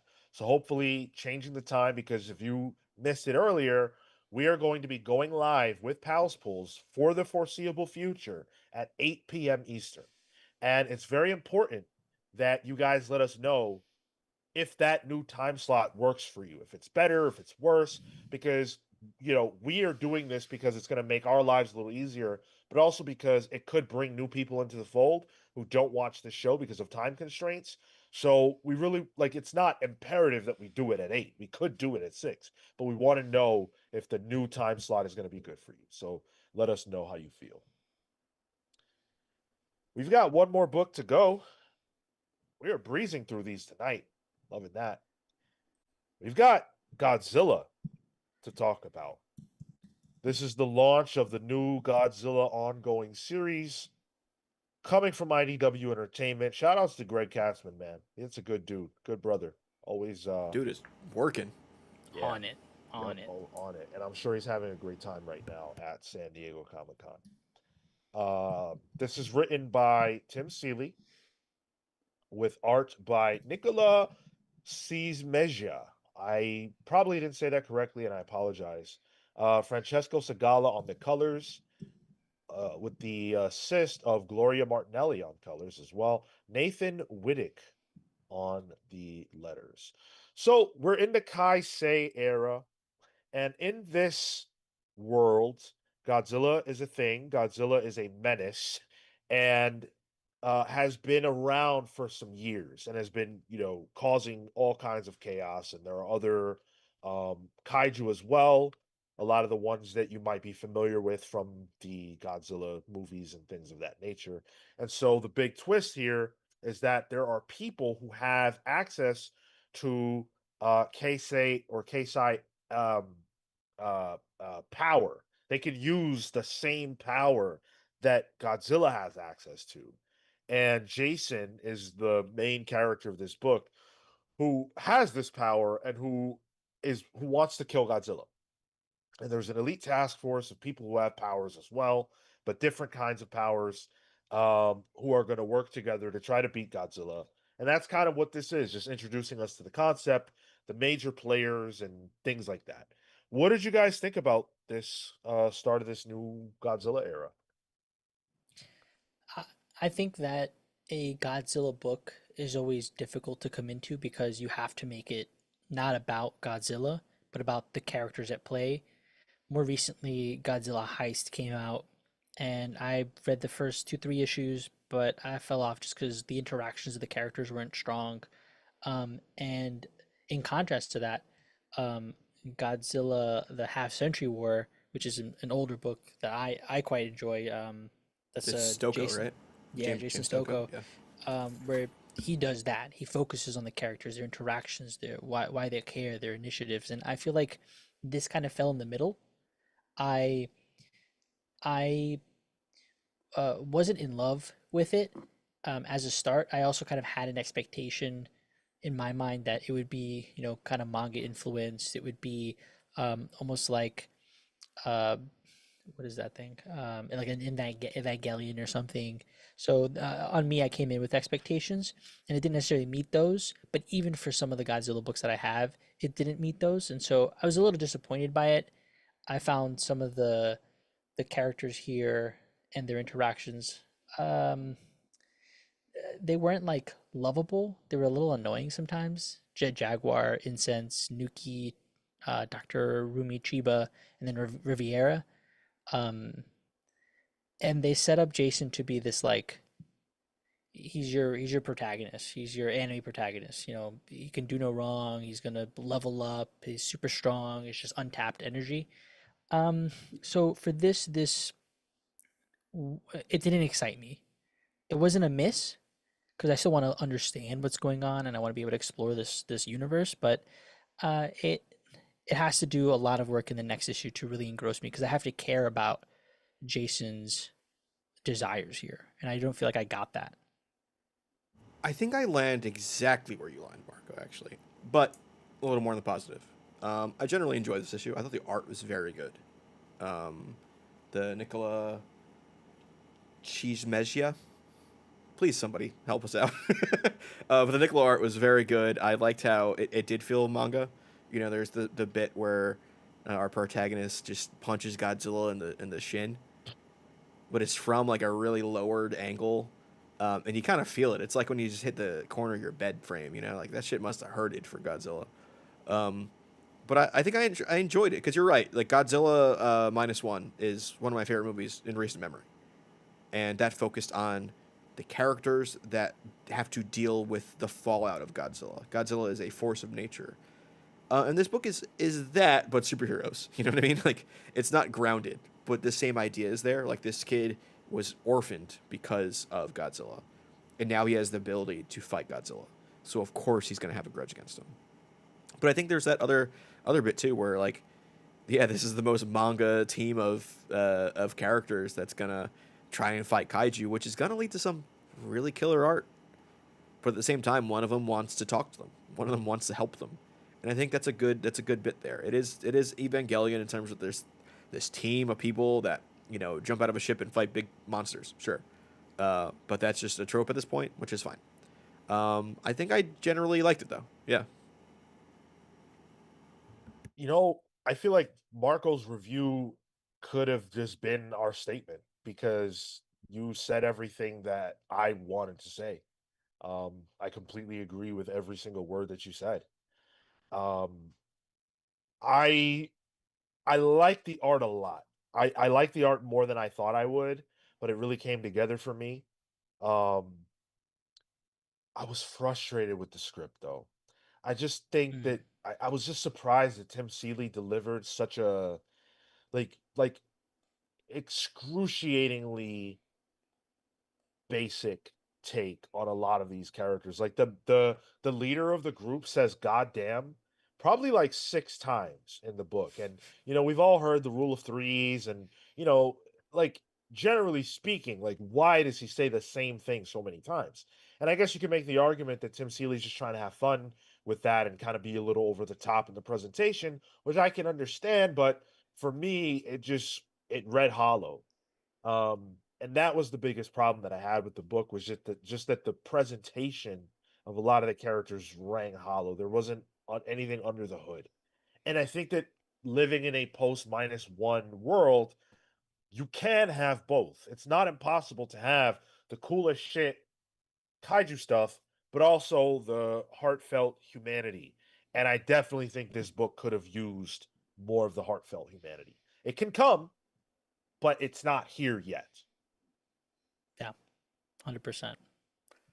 Um, the I think also the framing of the like prologue and then into the main story was also a little jarring. Like, especially the page turn where like he just gets his powers. He punches Godzilla.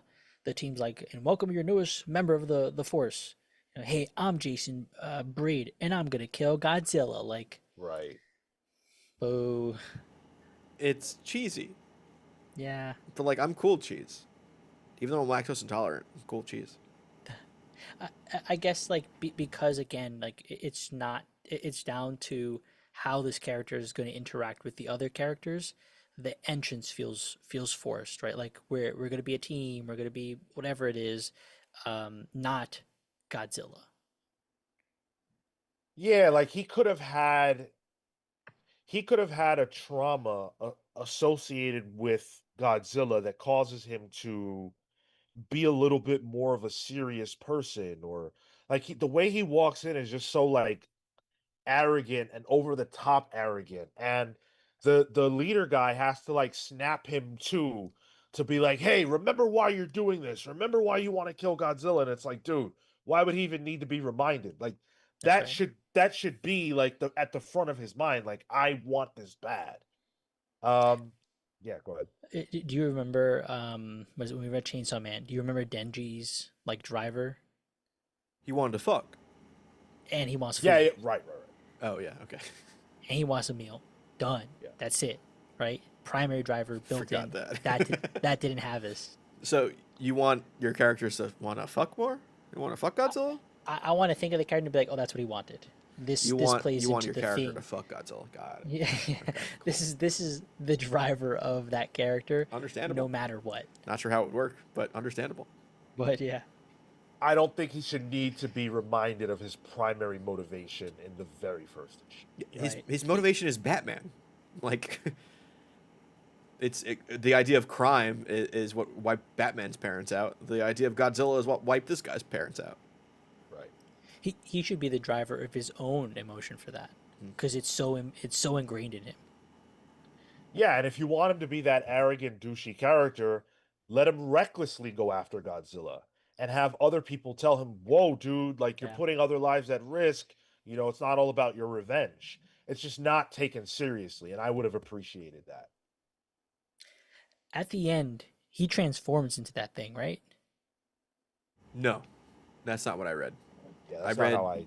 I read it as the woman hearing the thoughts of these things, and then that is a reveal somewhere else of who those thoughts are. They're not directly connected. Hmm. Yeah. Um, this is tough because I didn't dislike the book for all of the faults that we pointed out. The art was also really cool. And I feel like this could turn into something that I could enjoy in a turn your brain off kind of way. But I want something a little deeper from Godzilla right now. Because of minus one, because we're getting that from the turtle space, because we're getting that from G.I. Joe and Transformers.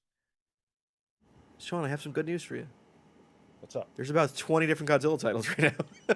It's too much. There is too much. There's what, 2 more in this. There's the Dead Zone one, and there's Mecha Godzilla, right, where they go to space. Yeah. You got Godzilla versus that destroys the Marvel universe. They had 5 issues of Godzilla teaming up with other characters. Avengers and Thor and all that shit. The Thor one's really good though. Yeah, I have it over here. Yeah. Yeah. Got that in my stack. But to anybody who wants like more of a reference point, I strongly urge you go read Godzilla: The Half Century War. Yeah. That was fire. For the Stoko art alone, like Yeah. that is one of my favorite just standalone stories. Yeah. Oh man, I'm really struggling here. It is a pull for me. I think I net out in the positive here. It's a pass for me for this issue. I'm gonna pick up the next one because I've been supporting Godzilla and I want I want to like this. I want to like this Kaisei era. So it's a pass based off of the markers here, right? The homework doesn't pass it, but maybe the next round will. I'm gonna pull it through for this issue because I think there's enough here for me to want to come back, and maybe there's a lot riding in my mind on the Godzilla of it, but I do think this can net out to be something pretty fun. So I'm gonna give it another shot. So I'm gonna pull. The audience says, whoa, 64% didn't buy or read. Poll is 17%. Pass is 10%, and pick of the week is 7%. Yeah, okay. I'm a little surprised at the pick of the week, but I'm not mad at it. I'm that's cool. That's awesome. Yeah. No, that's I think we'll probably check out at least one of the other number ones. I'd be interested in doing it. Definitely. Very possible. I think Mecha Godzilla looked really cool. Yeah, Yeah. like it's like a star, like a Power It's Rangers just team. yeah, kind of it's just thing. Space Force. Yeah, like Yeah, I like that. We got a really sweet comment from Absolute JTQ who said platforms like the Comics Pals rekindled my interest in comics. The Absolute line made me start buying and reading comics, but I'm happy when other lines, including Marvel, Indie, and mainline DC, create great books. First of all, Absolute JT, thank you for sharing that. That's a wonderful message. Really appreciate it. It's great to hear that you have decided to jump back into reading comics. I feel like it's hard to leave comics forever.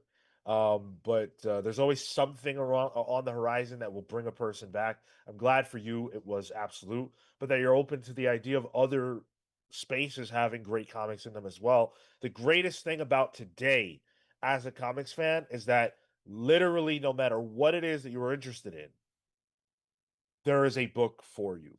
And maybe comics don't have as many options as manga does.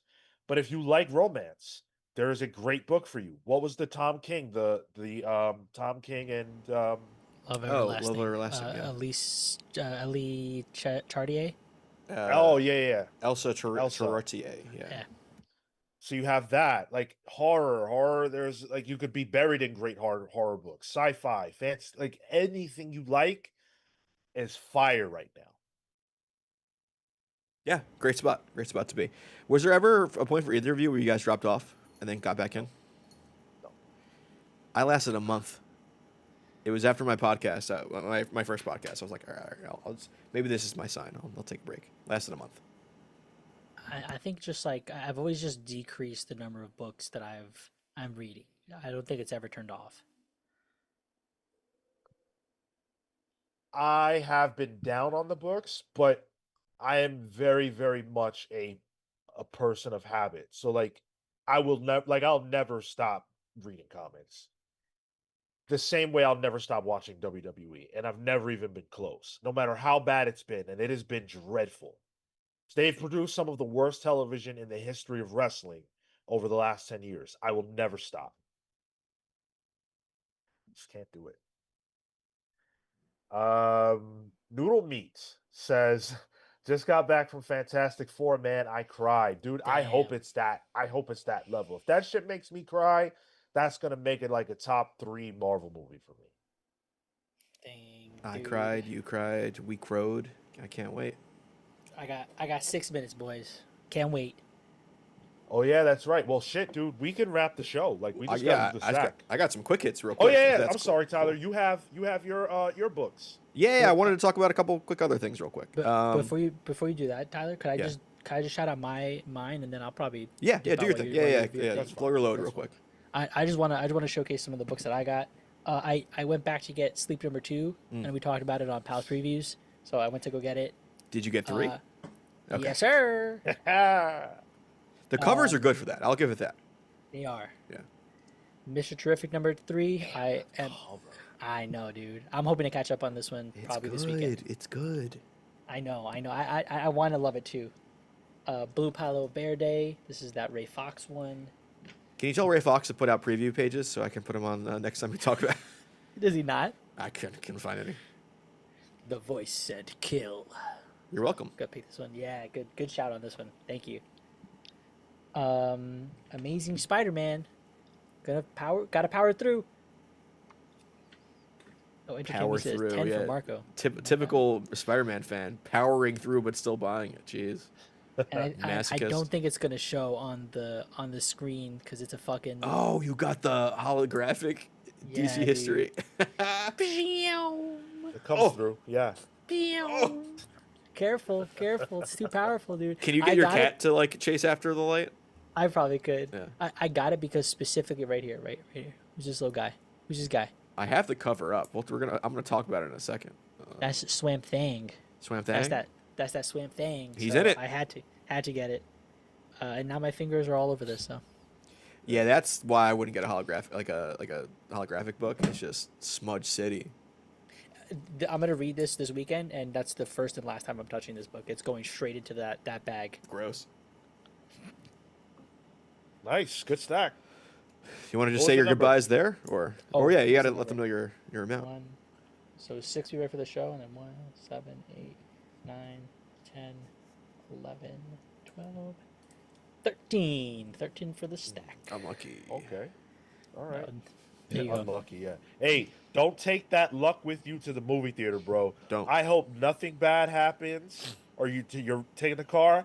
Drive safely. All right. This ain't GTA. Oh, I'm speeding there, dude. I got 20 minutes to, and you know what? Sean, My theater, You know how Marco is with timing. my That's a good my, point. my theater also doesn't do previews. Like the time that it starts, you have to be there. It just Leave. it goes, and I Leave. Shut love up. that. Shut up. I Get out love of here. that. All right, hold on. Let me, You're I gotta- I giving gotta me pa- agita. hold on, I gotta pass the thing to somebody. Oh yeah, don't ruin Thank our. goodness you thought of that. Oh Yeah, my that would God. have been awkward. That would have sucked. All right, you're the host now, ass. Sean. All right. Have Have some. a good boys. time, dude. Have a good night, audience. We'll keep it cool. I'll see you guys in the movies chat. See ya. Oh my goodness. Okay, so then there were two. Tyler's got his showing tonight. I unfortunately have to wait until tomorrow Oh to man. watch Fantastic Don't check Four, your so phone. I'm gonna be sending you spoilers like crazy. I'm gonna ruin everything for you. I'm gonna be dodging spoilers like man, like you don't even know. I I'm gotta go on Twitter and mute my whole shit. Like that way Lil Kim was dancing that one time. Yes, exactly like that. So yeah, why don't you hit us with your little mini reviews, and then we'll do the stack, and then we'll get out of here. Yeah, for sure. So quick ones. I wanted to talk about New History of DC Universe number 2. I didn't get to talk about the first one. This one has 2 different artists on it than the previous issue. One of them is Mike Allred. That much I know. Sick. I'm trying to get the other one here. New History of the DC Universe number 2. Shout out League of So- Comic Geeks for getting a much better app. The other artist was Brad Walker on Yeah. art. It's interesting. This issue 2 is much more interesting than issue 1 for me. Issue 1 was a real, legit textbook. This one, Wade gets to do a little bit more in terms of squaring out all the things of the DC universe. Did you get to this at all, Sean? I did not. Okay. So this one canonizes the New 52. This is the one. Yeah, yeah. Oh, sick. So shit. Damn it, we should have done that for the show. Fuck. the canon is it doesn't just canonize the New 52. It canonizes that the first iteration of the Justice League is that Dark Side. It's that first issue of Justice League for the the New 52. Apparently, Cyborg gets then put in stasis so that he can join the Teen Titans later. So that's how they. Cyborg, I guess, was a Justice League member at the dawn, and then that's it. So he comes back later on. But it also canonizes another thing which really surprised me, which is the Superman project from Doomsday Clock. Sure. They teased it in the first issue. It was Todd Nauck showed off like the scientists and stuff. But this, where it's like, hey, no, we introduced stuff like Doom Patrol, Metamorpho, and Metal Men, all part of the superhuman project. Oh. And like this is like the nerd in me is really just enjoying like how Wade figures this out. So far we've gotten Dick Grayson and Jason Todd introduced, but it's C.W. Gordon says here this should be an interesting read. It is very interesting. It's interesting how the New 52 starts, but it's before Crisis on Infinite Earths. So it's a weird puzzle piece where I'm not sure if the pieces are fitting, but it's interesting. And I also think it is a bit of a slog. It is a lot like a book. It's like, oh, this person got introduced, this person got introduced, this person got introduced. So for me, part of the benefit is the fact that it's Mike Allred drawn. I love Mike Allred, and he's drawing Doom Patrol here. Sold. I'm in. So yeah, I'm curious to see what else they do. I'm curious to see if they fully canonize Doomsday Clock too, as something that happened. But we'll see. And then, as a pity, I did read a Marvel book, guys.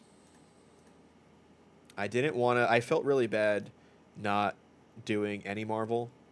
So I wanted to talk about Moon Knight, Fist of Khonshu, number 10, Legacy 250. This is kind of like a climax to the current story in Moon Knight right now. This is written by Jed MacKay. And then the art was, his name is a little tricky to pronounce. Let me just grab it here. Sorry, I have so many screens open right now. This is by Dev Promenick on art with colors by Rochelle Rosenberg. Huh. Did you read the Warren Ellis deck? Yeah. Yeah. This is similar in the sense that there's a villain at the top, and Moon Knight has to get to the top of the building to fight him. But Moon Knight's got a crew now. He's not by himself. So he's got, he's got the other, the Fist of Khonshu, Hunter's Moon. He's got 8-Ball. He's got Tigra, Lord Tigra. And he's got his other vampire friends too, Soldier, and I forget the other character's name. What was her name? Soldier? Soldier is one of his guys, yeah. He's just a soldier. And Reese Williams, yeah. It's just a good-looking ass book. Dev Promenick draws the most bright white Moon Knight ever, and he like shines in every page he's in. They're just fighting like the most D-list Marvel villains that this head mob boss decided to throw at him. And it's just fun. It really is like a Dev Promenick showcase, and I think Jed writes a really good ensemble thing here. I think there's a difference between an ensemble book and a team book, if that makes sense. Yeah. Jed works better in ensembles. I think he works very well in ensembles, but not as good on teams. So yeah, I'm just really liking this run, and it just gets to continue. And 8-Ball throws a whole bunch of 8-Balls at someone. So it's good stuff. That sounds very fun, and when you describe the art, it makes me feel like I'm missing something, and I hate that feeling.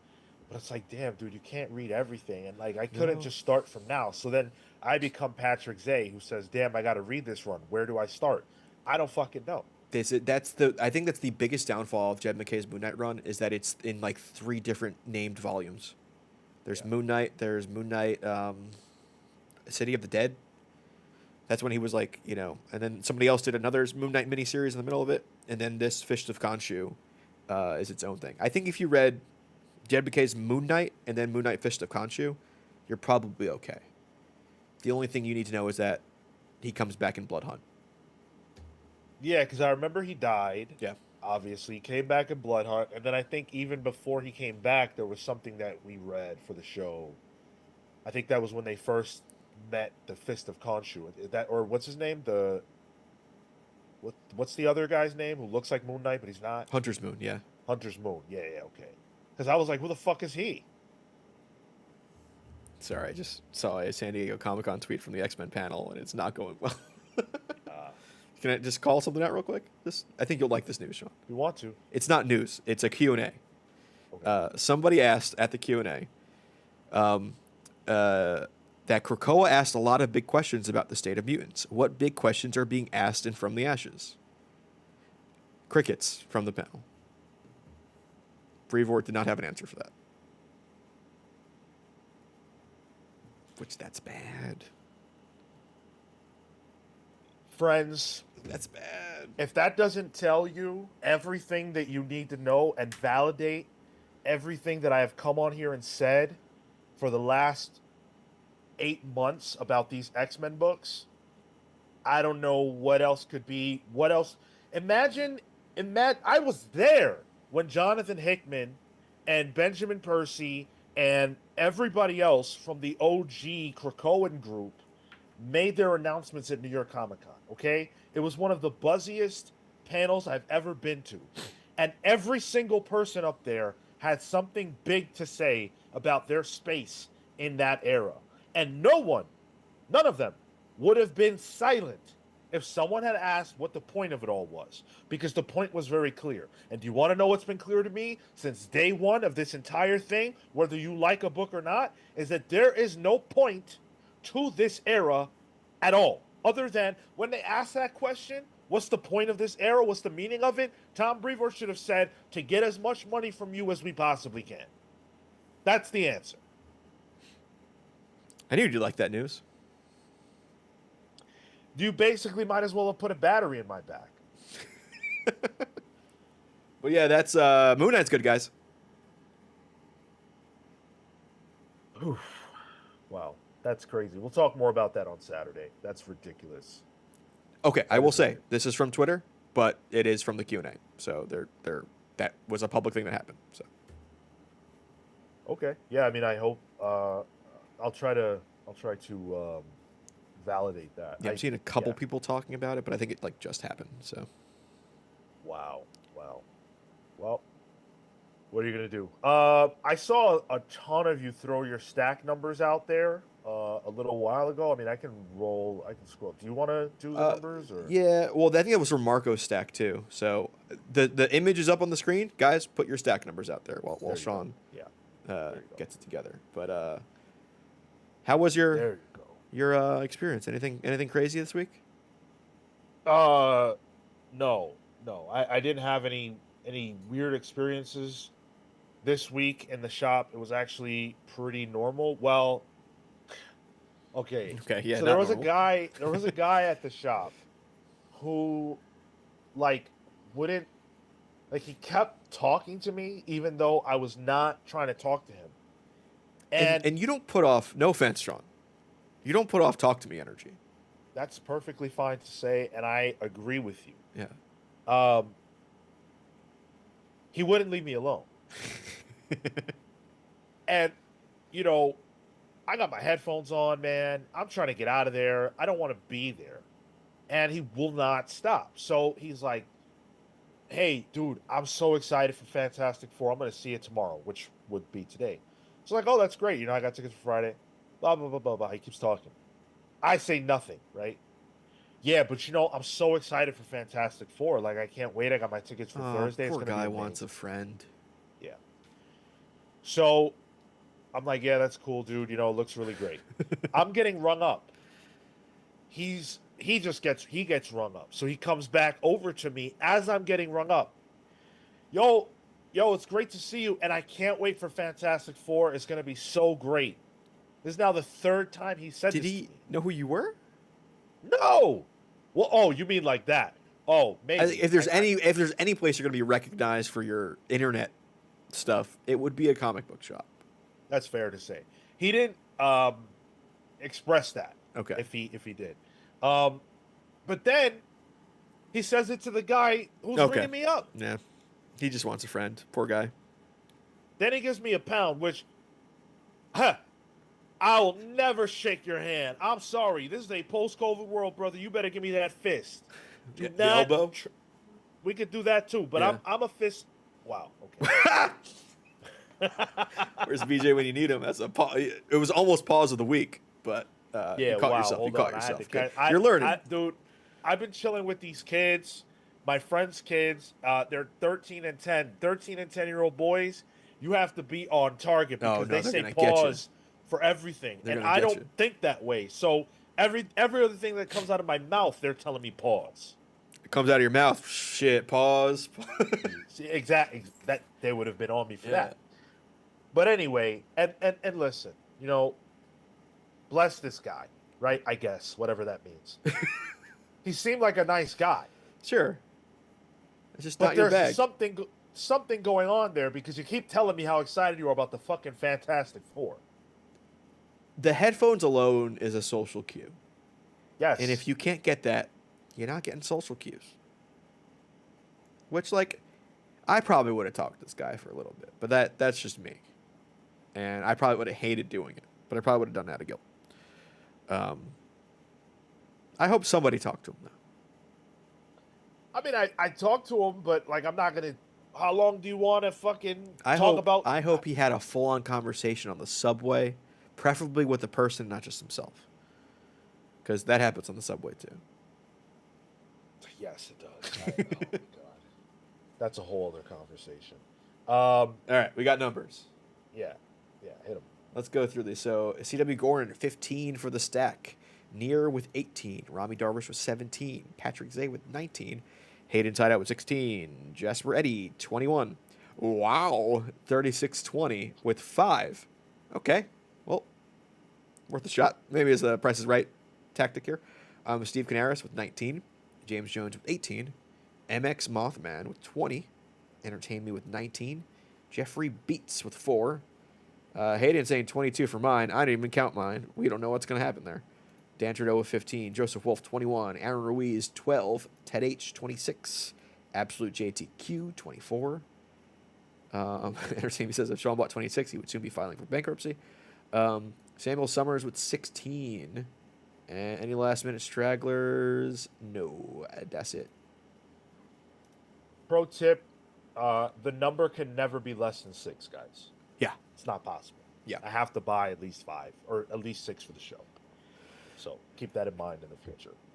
Exquisite Corpses, number 3. This is the new team, right?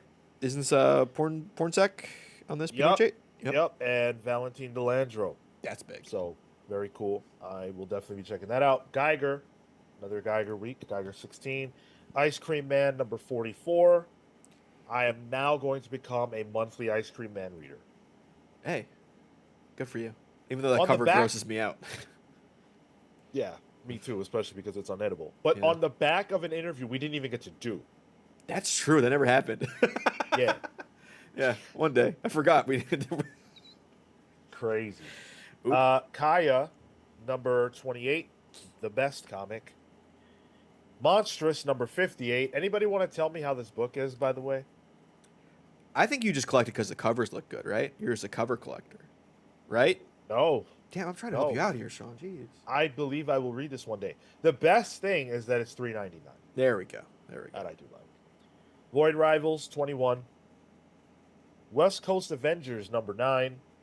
Yo, Iron Man got shit canned there. You got shitted on. Yeah, damn. Who did that to my man? I don't even know. That happens when you have Ultron on your team. Right? Amazing Spider-Man, number 8. Department of Truth, number 32. Yo, how many books did I buy? What the? Runaways, Well- number 2. I'm gonna need you to count them because I forgot I was supposed to do that. That is okay. New History of DC, number 2. Gotham City Sirens, Damn, number Sean. 4. Sean. Huck, number 3. Sean. Justice League Unlimited, number 9. That is all. That is all in the hall. We need to start bringing 5. like a scale with you. 10. This is bad, We need guys. to start I don't even know. weighing the product. I love all these books. This is ridiculous. 5, 10, 14, 20. 20. I think there was 20. a 20. Let's go up here. Let's go up. 18, 21. MX Mothman with 20. There you go. Nice. Nice, dude. This was a Marvel light week, as you can tell by Sure. there being no Marvel reviews on the show. But if I mentioned any Marvel books that you want the code for, just reach out to me on Discord and I'll get that to you. But otherwise, enjoy your no prize, my friend. Damn, there were some quick comments I wanted to respond to. Dan Trudeau says, Sean, we need to talk about your monstrous problem. I'm concerned. Do I have a problem? Entertain me. Sean, you are a comic reviewer, not a fighter. That was Kale. If you listen to Palin Around on the Patreon, yes, it was Kale. It was Kale, but I would bet money that I have been in more fights than Kale. I would bet money. I've fought a lot. Like when I was a kid. Yeah, I've heard of more Kale stories, though. That's for sure. Yeah, because I'm not, I mean, I'm just not. It just doesn't come up. But man, there's. I'll leave it there. We should guess the invoice amount. What part of the game is this? Now you're just creating. Okay, different parts that's of a the kink game? shame at that point. We're not doing that. That becomes like a masochistic, I think. This is girl math and comics math are very similar, in the sense that, like, who cares what the receipt says? We are price insensitive, as you know. That is the way of the comic book reader. I actually get talked to a lot in public for some weird reason. Like, it happens about once a week where some stranger wants to talk to me. And I have headphones on 100% of the time that I'm outside. Huh. People do not give a fuck. I read a lot when I'm on the train, so a lot of people come up to me to talk to me about what I'm reading. I do find if you're reading comics in public, that is an icebreaker for some people to want to talk to you. That happened with Absolute Batman. I can see that. I never read comics in public. I only read novels in public, but I can see that for sure as well. Were you a shit starter, Sean? Asks Entertain Me. No, never. Even today, my personality is very much, I will leave you alone. I will never bother you. But if you fuck with me, that will be a big problem. No, the shit starter for Sean is cheese. No. I have an allergy. So I would love it. If it was shit, I'd be eating pizza right now live. Oh, that's something you can deal with. I love pizza. Yeah, can't. if it was just that, I would suffer that. Got it. I could die. I got to be very careful. Damn. Yeah. Samuel Summers, did we read Storm? I did not read Storm. I do not read X-Men books anymore. You did drop it for the show. I will say, I'm still reading it. I didn't get to this week's issue. I will be getting to that eventually. But the cover for the next issue has Storm riding a hippo. I'm in. Hippos as a mount is one of my favorite things in anything. So much so, the only hippo mount that you can get in World of Warcraft is tied to PvP, and it pisses me off to no end. It's one of the only hippo mounts. I'm so bad at PvP. Also, I'm unsubbed right now. So, are you gonna play Miss? Classic or Miss Classic? Classic, right? yeah. Nah. Even though it had some really good mechanics in Miss, I will be back for the home design. Here, it's good. People are trying to get me to play Mop Classic, man. Were you a big in Mop? Yeah, bro.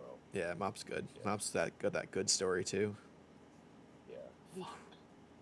Nah, no. Don't do it. Don't do it. No. Look at that stack. Look where the money is going. It's the time. It's the time. Like, dude, the way I would want to play, the way I have to play, because I'm insane, I wouldn't be able to do this. I wouldn't be able to do this. Yeah, you were a raid leader. Yeah, I was a guild leader. Yeah. So it was all me. Rob, I don't smoke, but for some reason strangers semi-frequently ask me for a light. It could be that you look a certain way. Like, you could give that off based on your appearance that maybe you smoke. Because some people look like smokers and some people don't. Like, it's like a cigarette smoke, like you look like you smoke cigarettes. Yeah. Cole says the thing that I think is the best note to wrap stuff up on. All the San Diego Comic-Con news is exciting. Looking forward to Saturday's show. Me too. Saturday's show is going to be very fun. Tyler, is there anything that you are specifically excited to hear announced or talked about? There was an absolute title announced already. There could possibly be more. So that is something I'm interested to talk about. And the bracket. We saw a bracket for something, which I think was a lot of fun. Yes. Yes. Is it just Yeah. you and Marco and I? Yeah. Yep. Okay. No special guest this week. This Okay. will be the first week where it's just us. So yeah, Saturday, 10:15 a.m. Eastern, we are gonna have a great time.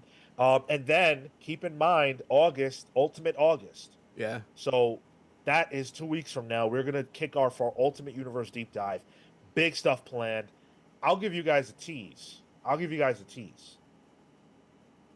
For the first time ever, we will have a guest during a deep dive. And that guest is going to be able to lend their specific talents to being able to talk about the Ultimate Universe from a historical context. Did you tell me about this? No, but should I say? I mean, yeah, why not? It's not